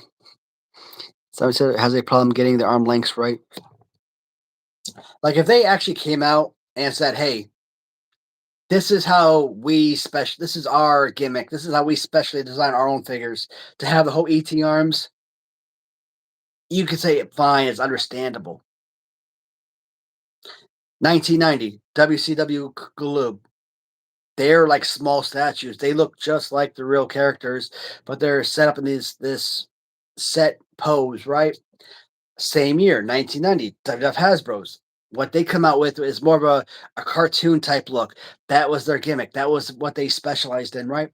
So if Zombie Series came out and said, "Hey, these long arms are part of our gimmick, part of our design process," it would be something. But I don't think they're doing that. I think they're just trying to create the best figure possible, and they're just failing miserably. Like their designs of the figures are horrific. They probably come out with over 60 figures. I mean, especially when you consider all of the different variants, and they are failing miserably in almost every aspect of figure design. When I started collecting the zombie sailors, just like any other line, right? It was a brand new line for me. So I fell in love with it immediately. But once I started really paying attention and stopped glazing this company for no reason, I really got appreciation of its true value. And the value is they're not valuable, they're garbage. The figure design is garbage. The card backs are, for the most part, are garbage. The fact that you basically destroy the entire card when you try to tear the bubble from the card. You guys know me. I like to finesse my way underneath the bubble and kind of open up the bubble just enough to pull the figure out, right? That way you're not damaging the bubble or the card packaging. And they super glue that crap so tight that when you peel it off, yeah, it's completely destroyed, no matter how much you finesse it. Grapples and gimmicks, same way. You can sit there, get underneath the bubble, finesse you end up destroying it. I hate that. I keep the cards and bubbles. Cards and bubbles are worth money. Look at LJN, look at Hasbro, look at what those cards and bubbles are selling for, right? I mean, even if I don't resell them 20 years down the road, I've sold a lot on Mercari. I probably got like $3 to $5 a piece for them. But somebody can make use out of them, right? Either if they're going to customize a figure, put inside that bubble, or if they would have a figure that they want to bring back to MOC, seal it up, you're good. But when you're peeling off the bubble and you're destroying the whole card back is peeling off with it, it's just no man, I hate that. There's very little, if any, positives I could say about zombie sailors anymore. And like I said, the whole attitude of the owners, it's a reason why I say they're one of the worst out there. All right. What are we drinking? AHD. So at the beginning phase of this video, strawberry Fanta mixed with Admiral Nelson's cherry spiced rum. That was the initial drink. Right now, I've mixed to blue Gatorade mixed with watermelon Caribbean rum with watermelon liquor. We'll probably be back at we'll probably be on whiskey again on Saturday. Who knows how long that video is gonna last though. Just finished some Kilchaman. Not really sure what that is. Bay, a peated scotch. It's an alcohol drink. Awesome. Now just some regular Johnny Walker Black. Right now I'm holding off on G&G, but only because prices and upstairs cause repeatable poses. Arms and some of the faces are rough and getting rougher. Yeah, I can't do it. I can't go back to G&G, and even grapplers and gimmicks who I actually like. I've already like told myself I was gonna stop buying from them once this year. At this point, if I can't get two sets, one loose, one carded, do I really want all the rest carded? Probably not. I gotta cut myself up at some point because there's like no end in sight for grapplers and gimmicks. Not only they keep producing more and more figures, but they keep producing variants, and those variants are killing us as fans and buyers. And of course, again, you got the Glazers out there, the one that says, "Oh, this company could do no wrong." I love the fact that they're coming out with 20,000 figures every month, and not coming out with a set of six figures or 12 figures once a year. I'd rather have that. I'd rather have 6 to 12 figures per year. Let's say Hasbro Series 1, 12 figures, right? I would have 12 figures all at one time, once a year. And then to look at 16 different figures on a monthly basis, especially when you're charging Hasbro back in the day were like $3 for their figures. You're charging $40 for the basically the same size figure, right? We are not the same type of deal. So later on, when Hasbro came out with like series 5, 6, and 7 in 1993, when they came out with 8, 9, 10, and 11 in 1994, you could say, oh, well, they released 3 series. They released 4 series this year. They were $3 to $5 a piece. You can get all of the figures from those series and barely pay more than what you're paying for one single figure from Grapplers and Gimmicks or from Zombie Sailors. So it's not the same boat at all.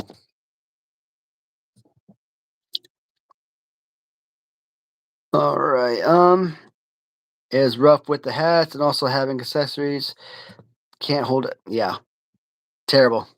Lance, what's up, buddy? If you see this message, I am sorry for the negative post about your baseball. Hey, Lance, I think you're like the only person. Well, no, L also responded, but I think you're like the only guys that responded to that video. So shoot,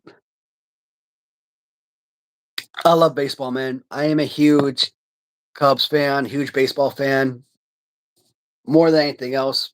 Sports related. So it's good, bud.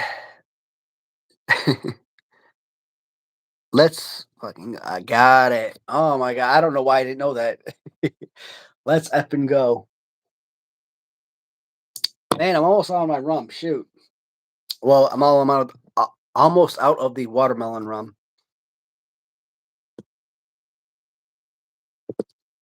Miss you, dude. But we do a collab video with. You know what, Dwayne? I want to ask. I want to ask the same question that Lance is asking. What's going on with this collaboration, my dude? All right, I'm good, guy. If anybody's wondering, I did talk to Bum Shadows about possibly making a fifth figure among the Maniac Riot Wrestling line. So originally the figure was going to be of me, but it was supposed to be like a foul mouth drunkard pirate type figure. Why did I choose a pirate? Well, I was on the internet one day and I came across this awesome AI pirate figure, a pirate character. I'm like, that is a beautiful design. I would love to make that into an action figure.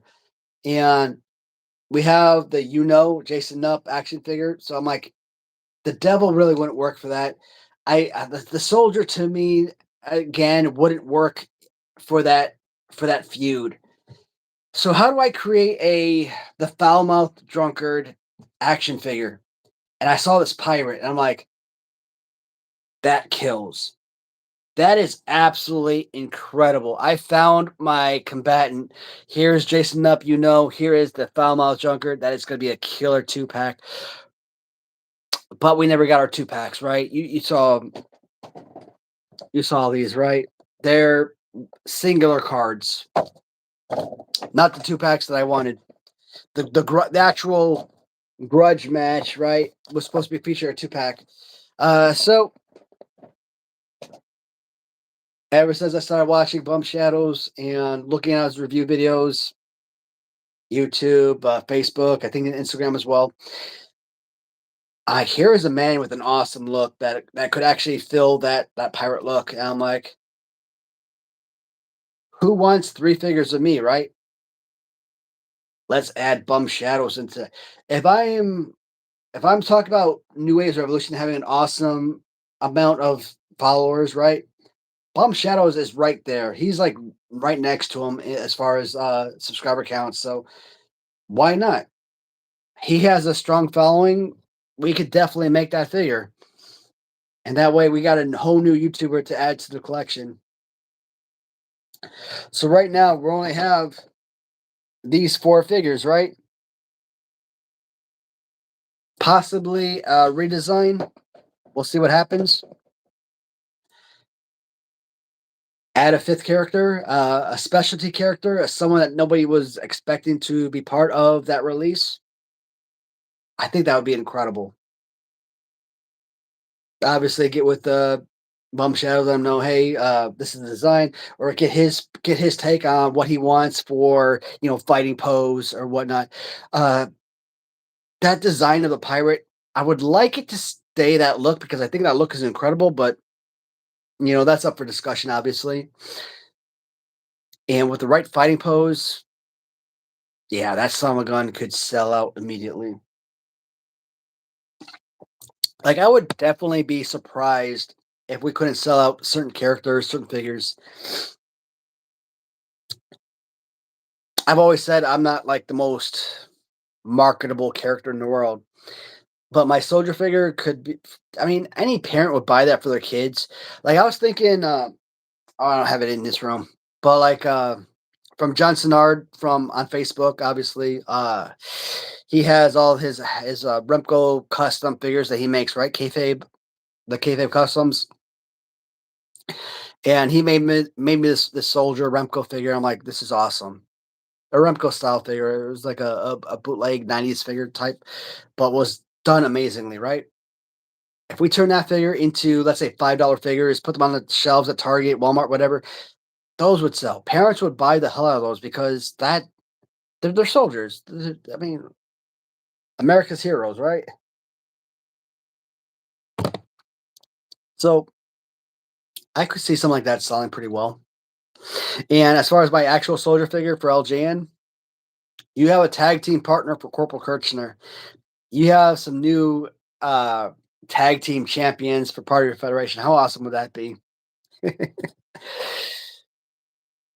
I'd be down for that. I feel so peaceful with a few drinks and listening to not just me, Lance, man. Obviously, we had to thank Bone Breaking Action for a lot of that as well. It's almost time for a bathroom break, but I don't know if I can, if I want to go right now, or if I want to wait until after the live stream. That is it for Gatorade. So we're going back to the spiced cherry rum.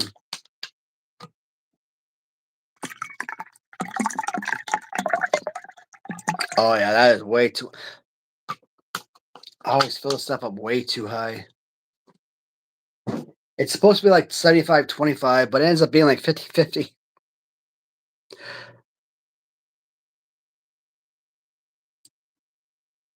Okay. Even though it's more like 50-50, you still got a nice little mixture of cherry and blue Gatorade mixed in. So, ooh, I don't know if I want to go for a bathroom break right now, come back and finish off another hour or so, or if we're pretty much going to cut off at I don't know, we're at an hour and 10 minutes right now. Yeah, guys, I think we're going to go another 20 minutes. Let's take this to an hour and a half. That way we could say 2 hours with Bone Breaking Action, an hour and a half by myself, cut it off and be good for the day. And then we'll see each other again on Saturday, right? Do you have any spare Big Rubber Guys Demolition? Probably the most recent series. I missed the pre-order. I don't have series 12 of Big Rubber Guys. I did order them. I think I ordered 2. I either ordered 2 series or 3 series. If I ordered 3 of them, reach back out to me, or you'll see my video when the time comes, because I'll do a Big Rubber Guys review video on them, and I'll let you guys know if I order a third one. But I think I ordered 3 series or 3 sets. You guys know, man, the original Series 2 Demolition, 1,000,000%, not even a question. Series 2 Demolition were the best Big Rubber Guy figures, hands down. And it aggravates me.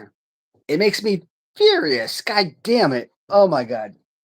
Whenever I see people write on like Facebook groups, Big Rubber Guys, again, completely glazing the Major Wrestling Figure podcast. Oh my god, every series they keep getting better and better. I'm like, dudes, are you freaking out of your minds? Are you telling me Series 5 British Bulldogs are better than the Series 2 Demolition figures? Are you out of your freaking like what? Are you telling me Ethan Page from Series 8 or 9, whatever the hell that was? You telling me those are better figures than Demolition Series 2? Not even close. But when Series 12 came out with Crush, with Axe and Smash, I think I bought three sets because obviously one is gonna stay on package. We're not even talking about that. I'm gonna open up one to put on my shelf with all the loose figures. That third set. Why do I need a third set? Resell? Absolutely. Original Series 2, Big Rubber Guys, $50. You jump on Ringside Collectibles, $50. And I think they're actually doing a sale back in the day, and they may have actually been cheaper than that. Because I do have one loose figure that I opened up of Demolition from Series 2. I think it was Axe, if I'm not mistaken. Red face. But you get on eBay, months later, those same figures are selling for like $400 for the set. You want to, so yeah, I kind of figured like if they're gonna jump that price from Series 2, then I need to get more for Series 12 with the new Demolition. Am I gonna immediately list it on eBay for $400? No. It's just gonna be an extra set that I'm gonna have on hand, and if it does reach a level where they start selling like crazy, yeah, I'll list them. Or, like I said with you guys, a lot of time my viewers reach out, hey, I wasn't able to acquire this figure. Do you have extras? Yes, I do. If I paid $60 for this figure, $60, it's yours. Pay for shipping, we're good to go. I'm not sitting there trying to like max out on that profit. If I'm selling it on eBay, Mercari, yeah, I'll probably try to max out if I can. But if I'm selling it to one of my viewers, we'll call it even. Pay what I paid into it, cover shipping for me, and we're good. We're good. So I definitely, I definitely I think I definitely ordered Series 12 3 times, and whenever they arrive, I'll let you guys know. Let's see. Their pre-order ended before I went all in on Big Rubber Guys. Just started seriously collecting wrestling figs this summer. Yep, you have. That would be sweet. Uh, discuss that Bum Shadows figure, and I hope it works out. It's possible, man. Either in Series 1 as a special release or possibly Series 2. Again, I wasn't planning anything outside of the first series release. At this point, if I'm self-funding, it's probably going to cost me 25 grand to go through the factory to buy the molds, to get the 500 units. And at that point, I can't come out with a series with a second figure until the first one, until I know that it actually has like a good amount of buyers, right? If I come out with a Jason Up first release figure and it sells 20 copies, well, I got 500 copies that I bought, right? So uh I guess we're gonna be sitting around for a long time until that stuff starts selling more. Now let's say I buy 500 units of New Age Revolution, and it's 2 months later, and I've sold 350 out of the 500. Then I can say, you know what? These figures are going to sell. I can go out back to the factory. Hey, here's everything you need to know for Bone Breaking Action. Let's get that second figure released. Let's get that third devil that devil released in the third release. Let's get that soldier in the fourth release. And here's the thing. I always wanted to create this line because I wanted my own personal real action figure. So you would think that soldier would be the very first figure released, but again, I kind of go with New Age Revolution because he's got the followers. I think he would actually be more marketable. I think Bone Breaking Action has the best design figure, so that I would be more interested in releasing their figures before my own. And even though the soldier really was my personal design and everything, I would probably go with the devil release before the soldier. Let's see. I'd get a Fly the L fig. I see you here all the time. Hey, you know what? I know I'm pretty sure a lot of stuff is just joking, but reach out to me, man. You never know. I'm not saying it's anything that can be done right away, but possible. Issue is when I went through Sin, I purchased two rubber figures for Bone Breaking Action. I purchased two rubber figures from for New Year's Revolution, and what I got was only one single figure for a resin figure each time. So I was supposed to have my four figures for myself and two additional figures, New Age Revolution, Bone Breaking Action, that I was going to send to those respective parties, so that they had their own rubber figure. Well, I talked to Sid. He's like, "Yeah, man, I looked it up. We're all good." I'm like, "Dude, we're not all good. We talk about we're all good." I paid for six rubber figures and I received four resin figures. Resin, which is half the price of the rubber. What are you talking about? We're all good. So, I mean, I spent so much time, recommending him and everything, but I am just so furious, if we're being honest, that I didn't get what I paid for. And you promised me rubber figures, said you could do rubber figures, and you didn't. So that's why I had to change things over. I had to go through Kevin Pelkey because he designs all of Random Treasure figures, and I thought maybe he could do a better design. And so far, the 3D sculpts are better designs. Now, I sent Bone Breaking Action a few pictures this morning because the design that Kevin Pelkey came up with BBA was awesome, right? But when he tried turning it into resin, it the hair it just didn't work. I'm seeing this exact same issue with the factory with the Alibaba, is that with the hair, like the individual spikes and whatnot, when you fill in the rubber, it's not gonna it's not gonna fill in the right way or something. So they had to redesign the figure. I'm like, I don't want to do that. I want to go off the design that Kevin Pelkey originally came up with because that was perfect. He also omitted the BBA where wrestling is real on the T-shirt. I'm like, look, here's a picture. Please go off of this. Add this to the T-shirt. Sin succeeded in the point where when you touch the T-shirt, right, when you rub your finger across it, you can feel the rise of the lettering. So it's like feeling braille or something on the shirt, which is awesome.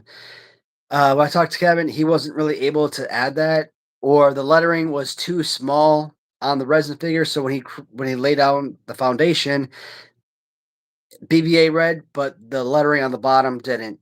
So that is the big issue right now. I'm not a creator. I'm not a customizer or designer. I don't know how to do any of this stuff. That's why I have to go through third party markets for all these designs and stuff. I just wish people were able to like see my, envision what I want these figures to look like and create them beautifully. But Alibaba for the factory, they're not coming up with my designs that I want.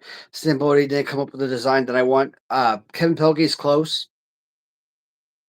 He's very close, but I'm also getting a lot of "I don't understand what you're talking about" messages, and that is infuriating. Like almost every comment is like, "I don't know what you're talking about. I don't know what you mean." I'm like, dude, it's not that hard. Ugh.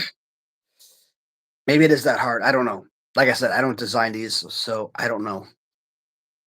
I mean, as someone who's creating my product, I mean, obviously ask as many questions you want. I want you to have my vision in mind, right? But when I keep getting the "I don't know what you're talking about" message, that's what bothers me. Because that at that point I'm like, you know what? I'm about to just say, hey, reimburse me what I paid for these, and I'll go through because this is frustrating. But I think Kevin's gonna come up with a great design, and I think he's gonna come up with some amazing figures. And hopefully, I'll be able to use those figures to mass produce an awesome product for the buyers. And again, I'll keep you guys updated as time passes, so you know what's going on. All right. This recent King Harley Race Mattel Retro. The spinning action comes with tattoos, crown, and robe. So, Series 18 of Mattel Retros, I think Harley Race is one of the best figures. Add him with Virgil, Warrior with the 89 look, and the championship belt.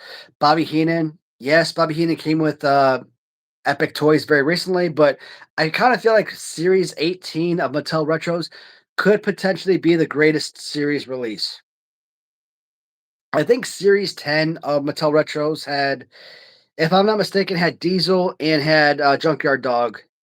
And I think that was like a frontliner or very close to it. But I think this new series has really taken over. You know, previous series with like Jimmy Hart, the Hart Foundation, Nikolai Volkov, I think that was like series 12 or something. High potential. Jimmy Hart was easily the best figure from that lineup. Nikolai Volkov was terrible because he's one of those leg kicking figures, right? I hate that. Otherwise, it would have been a fine figure. Play pose was fine, the look was good, but the whole you push the leg and it just I- one of the worst designs. Like Shawn Michaels, the first release had that pose, horrible. Multiple other characters, both Hardy brothers had those design, terrible, right? Uh, Bret Hart, when you look at his original Series 4, even Series 8 Hasbro figures, those were some of the greatest wrestling action figures ever made. So looking at his, Series 12 Mattel Retro, it was a very plain, simple, horrible figure. Jim Neidhart, same way. So yeah, it was easy to say Jimmy Hart was the best figure from that release. Not even a question. But Series 18 with Virgil and Warrior and Harley Race and why can't I remember the fourth character?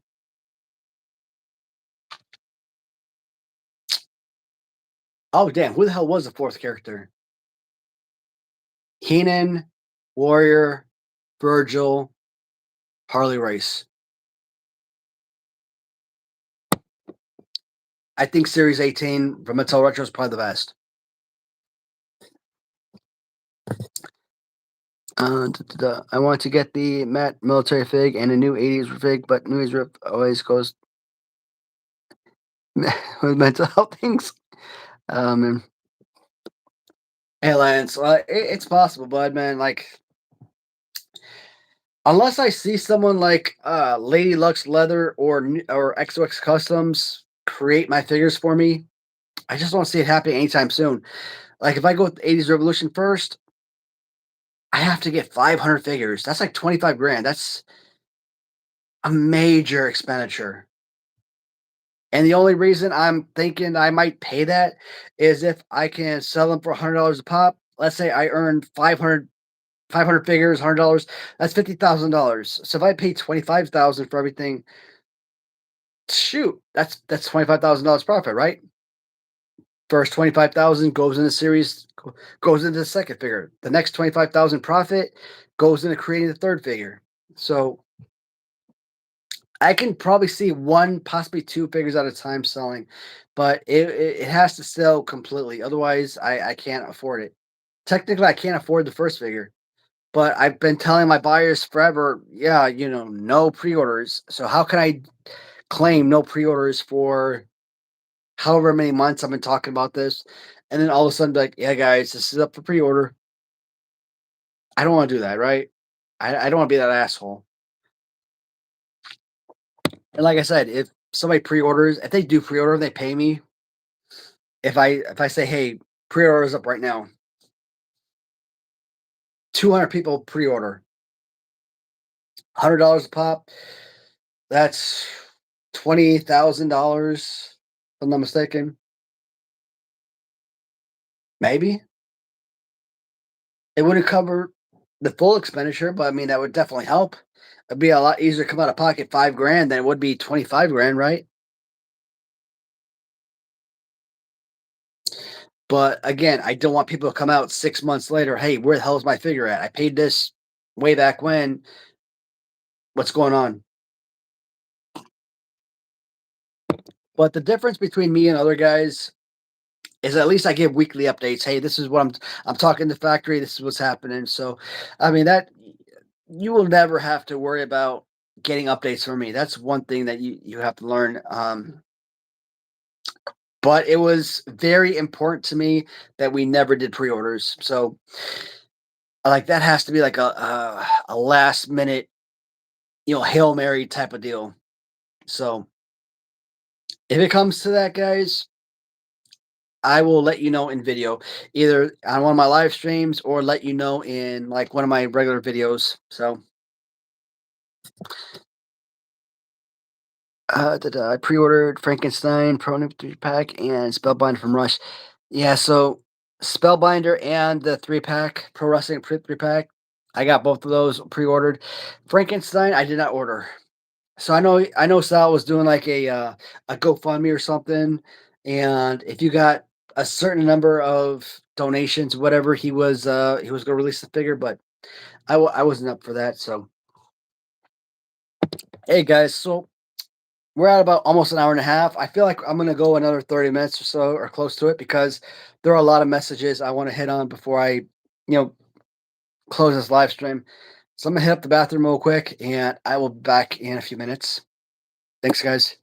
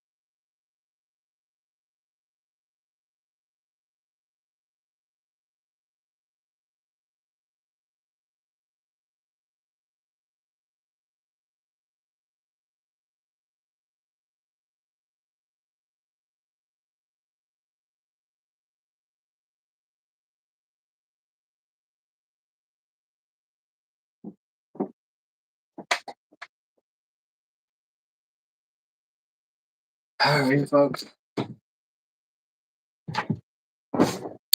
I am very sorry. Stepped outside the room, and immediately my wife hit me up with needing help with the babies. Uh, Damn, this is gonna be a very long live stream. I'm sorry, y'all. For anybody that needs to come back and watch this live stream later on, I wasn't really planning on do another 2+ hours after BBA exited, so I feel like this is a good live stream though. Marty Jannetty. Yeah, it hurts me that Marty Jannetty is released for like Big Rubber Guys, but Shawn Michaels isn't. One thing I give credit to Ram Treasures for is the fact that they're able to release both rockers, right? So at the same time that the rockers are coming out, Big Rubber Guys was releasing Marty Jannetty in Series 3. They had like a purple pants design for the rockers, and I decided to go with I think it was 1989, if I'm not mistaken, 1989, 1990, something like that. Blue pants rockers with like the 80s pants look to it. Basically, the day that they defeated the Hart Foundation for the tag team titles, and it was a taped programming, right? And they went back and like, you know what? We really don't want the Rockers to defeat the Hart Foundation. Hart Foundation are still champions. Like, what the hell? So I went with that design from the Rockers. And like I said, at the same time, Big Rubber Guys were coming out with Series 3 of Marty Jannetty with, sort of yellow, green pants, whatever. I thought Series 3 from Big Rubber Guys was fantastic. Marty Jannetty was fine, very Tom Zank-like. Yeah. Ric Flair, I think, was the best. And shoot, who the hell else was Series 3? That was Andre the Giant, but I don't think Andre was part of Series 3. I'm trying to think. Ric Flair in suit, Marty Jannetty in yellow. Was it Sergeant Slaughter? Was he the third one, if I recall correctly? It's weird, man. I could sit here and tell you every single character or figure that appeared in every single Hasbro series, every single LJN series, but like Big Rubber Guys, like I'm still having trouble deciphering what the series breakdown is for a lot of them. But I think it was Sergeant Slaughter, Marty Jannetty, and Ric Flair for Series 3. Go Cubs Go is a good song. So is Someday They'll Go All the Way, sung by Eddie Vedder. Damn, that's kind of sounds like a damn. Because Eddie Vedder is a Cubs fan, so Someday They'll Go All the Way sounds like a damn Cubs song, or at least it was a Cubs inspired song. I like that he did the seventh inning stretch last couple games, or at least in the Padres series, he was singing the seventh inning stretch. Has bad news. They announced a bit back, I believe. Can't wait. Still haven't opened up my Zombie Sailors bad news. So Zombie Sailors bad news isn't the greatest. I'm sure a lot of people will enjoy it, but for me, it just wasn't to my taste. If KWK can come out with Bad News Brown, my only concern is that the body is not going to be that proportionate because those figures are very wide, right? A lot of weight to those figures. I also think KWK Kayfabe Heroes has some of the best action figures on the market. So when you look at guys like Mantar, right, and you look at that Minotaur helmet thing that he wears on, that alone has got to be worth like a good $100+ in value just for that accessory. So when you look at like a loose Minotaur or Mantar with accessory, $200 figure probably. So when you see this figure on card sell for $200-$300, you can understand why. It's definitely up there in value. So Kayfabe Heroes, they've got my appreciation. They got my love for a long time. Their figures are crazy expensive when you buy them on the secondary market, but they're good. Man, are they good figures. So I think that's so rich because I watch 2 ads every 2 minutes for his lives. Hey, Lance. So when I finally got monetized towards the beginning of September, It took me 3.5 years to get monetized, and that was frustrating, right? I felt like I always provided some of the best videos, and I get it. It's me. It's my personal channel. Of course, I'm gonna love my own videos, but I still feel like I had some of the better videos out there in discussion, right? And even when we're not talking wrestling, we could be talking like military life or stuff like that. It's still fun conversation. My buddy Kirk, he recommended that, hey, start making live shows, or I'm sorry, short videos. He actually inspired me to make short videos months and months and months ago. And for like 2 weeks, every day I was putting out short videos, but I really wasn't seeing any traction. And then in September, he's like, late August or September, he's like, you know what, you need to start doing some shorts. Short videos is going to get you some new subscribers. All right, then I'll try it again. So for the last month or so, I've been almost on a daily basis. I've been putting out new short videos. In the very beginning, when I started doing the Holy Grail short videos, those were absolutely tearing it up. Okay, there were times in 2022, there were times in 2023, 2020. I would go 2 months, 3 months, even posting regular videos, almost probably some on a daily basis, and I would get zero new subscribers, and I didn't know what else to do. So it was really driving me insane. Once I hit 2025, suddenly all my videos were really tearing it up. So I was getting like 40 new subscribers like every month. Now for me, 40 new subs is in a month is enormous. Okay. I know some people out there that have hundreds of thousands, millions of subscribers. They get 40 subs in like 10 minutes. It doesn't mean anything to them. But 40 subs in one single month, I mean, it was life changing for me, right? Around late August, early September, when I started doing new live shows, I probably got like 300 or 400 new subs in September alone, and I was finally monetized, right? So now I'm hovering closer to like 1,500 subscribers.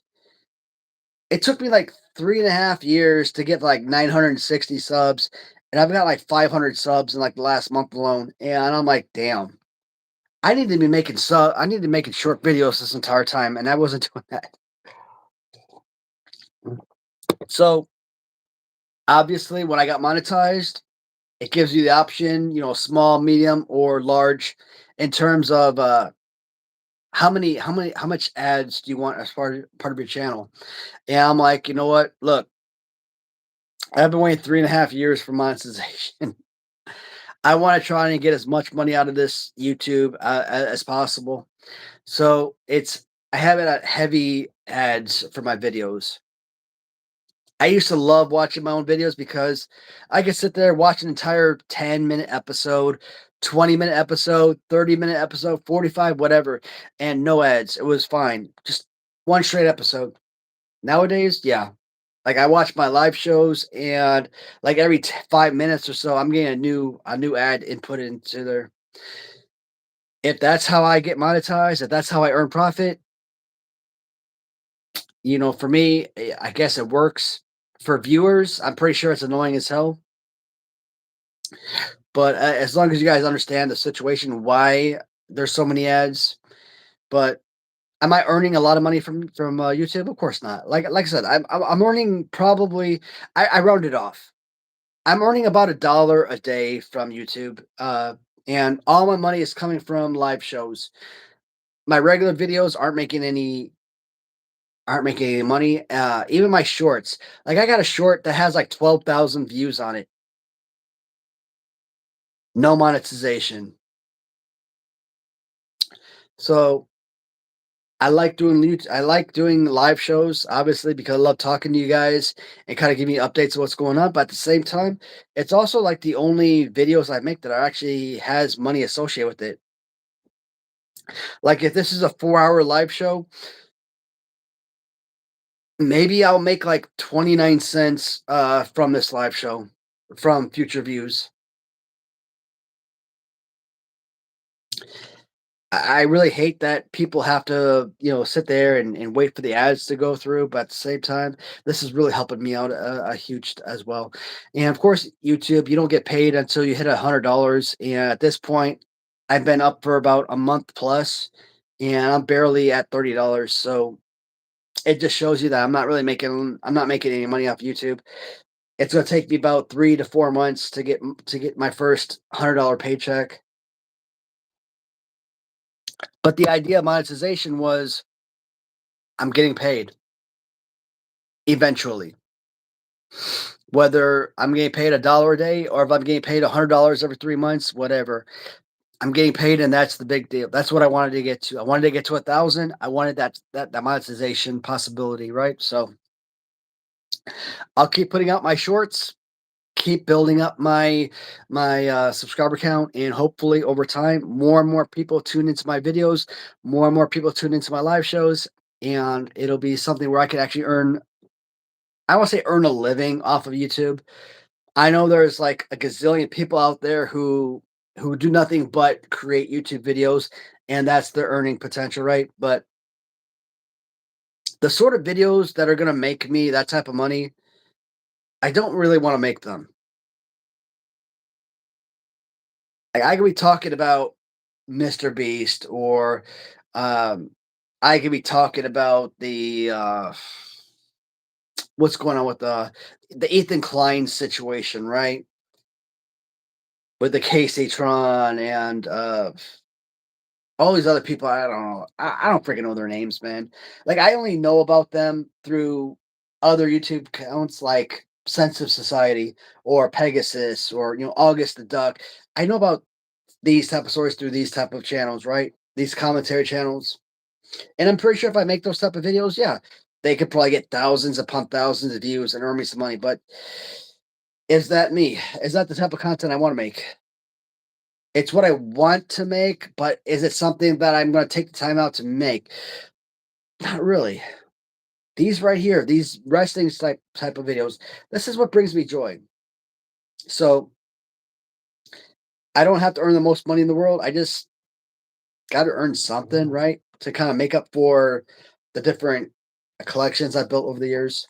And I've always said I kind of feel like my collections, I built them, yes, for me, but mostly because I wanted to show the viewers something different. And if they could pay for that stuff, that's something, right? So,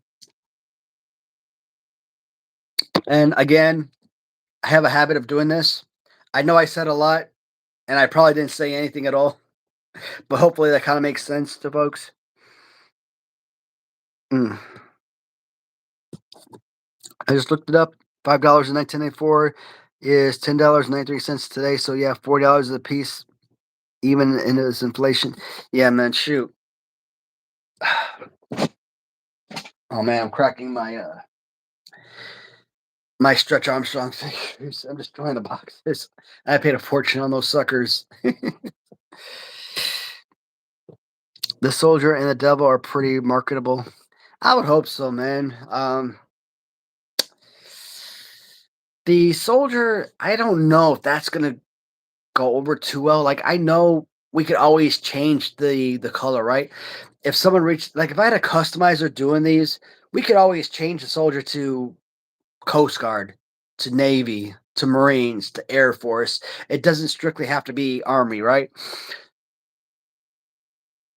And can we change the actual look of the face so it's not me? So it's gonna be just a sort of generic character. But I don't know. Hey, Steven. Yep. I watched about the first half of the Cubs game. I think like the first 4 innings or so. But L told me that the Cubs won today, which thank God. I get to live to watch another Cubs game this year. I'm trapped on a couch. The babies have claimed me. They at the top of the mountain. My wife is so damn funny. He's like I love when my wife jumps into the conversation. That's so awesome. Some blue Kool-Aid. Hey, not too far, man. I have blue Gatorade mixed in with the with the cherry rum. It's actually pretty darn tasty. But I think once this is gone, the live stream is also going to come to an end because yeah, I am officially out of drink. I mean, yeah, I still got cherry rum, right? But I mean, I need a chaser. Or maybe I go into the office and grab me a chaser from there, but it's fine. It's cool. All right. What's on the wall? Hey, Steven. So back here is 1998 uh, Mystic Knights of Tirnanog. It's just one of those 1990s Fox Kids superhero shows. I'm pretty sure a lot of you guys in the comments or in the viewers probably know exactly what that is. I mean, it was funny though. At 13 years old, I was still watching, superhero type shows. But I gotta be honest, man. Like I was in my 20s and I was still watching Power Rangers shit. The way I looked at Power Rangers was this. Let's say, that's pretty dark now. I don't know. My phone's about to die out, but let's say you were watching Buffy the Vampire Slayer in 1997 and you were 12 years old. And it's now 50 years later. And the show is going into its 50th season, 51st season. And you're like in your 60s. Are you going to stop watching Buffy just because you're a 60-year-old man? No. So I started watching Power Rangers when I was 8 years old when it aired in 1993, right? And I felt like, why should I stop watching a show that I've enjoyed for so many years just because I'm a teenager, just because I'm an adult?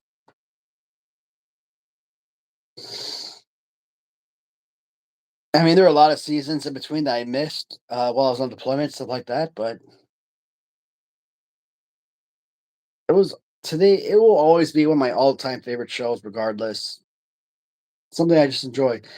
My wife and I earlier this year we went back and watched Mystic Knights of Tirnanog on YouTube because they had all 50 episodes, and I think they had all 50 episodes of Hercules, Young Hercules, which was another Fox Kids series. She didn't want to watch it. She never watched it as a kid, so she didn't know anything about it. She just thought it was just some random young, Hercules type series. But the first episode, it showed Ares and Strife, and she's like, "Oh, well, I didn't know that they had the original characters." I'm like, "Well, yeah, Hercules: The Legendary Journeys. I mean, the same creators from that show created Young Hercules for Fox Kids. So Hercules, well, not Hercules, but Ares was the same character. Strife was the same character. Discord was the same character. Apollo was the same character, etc. A lot of characters you saw from Xena or Hercules Legendary Journeys were later on cast in Young Hercules series. So I kind of consider that to be part of the same, superhero segment. Mystic Knights, Beetleborgs, Power Rangers, VR Troopers, etc. So Masked Rider, may not be superheroes in the traditional sense, but young Hercules, man, was amazing.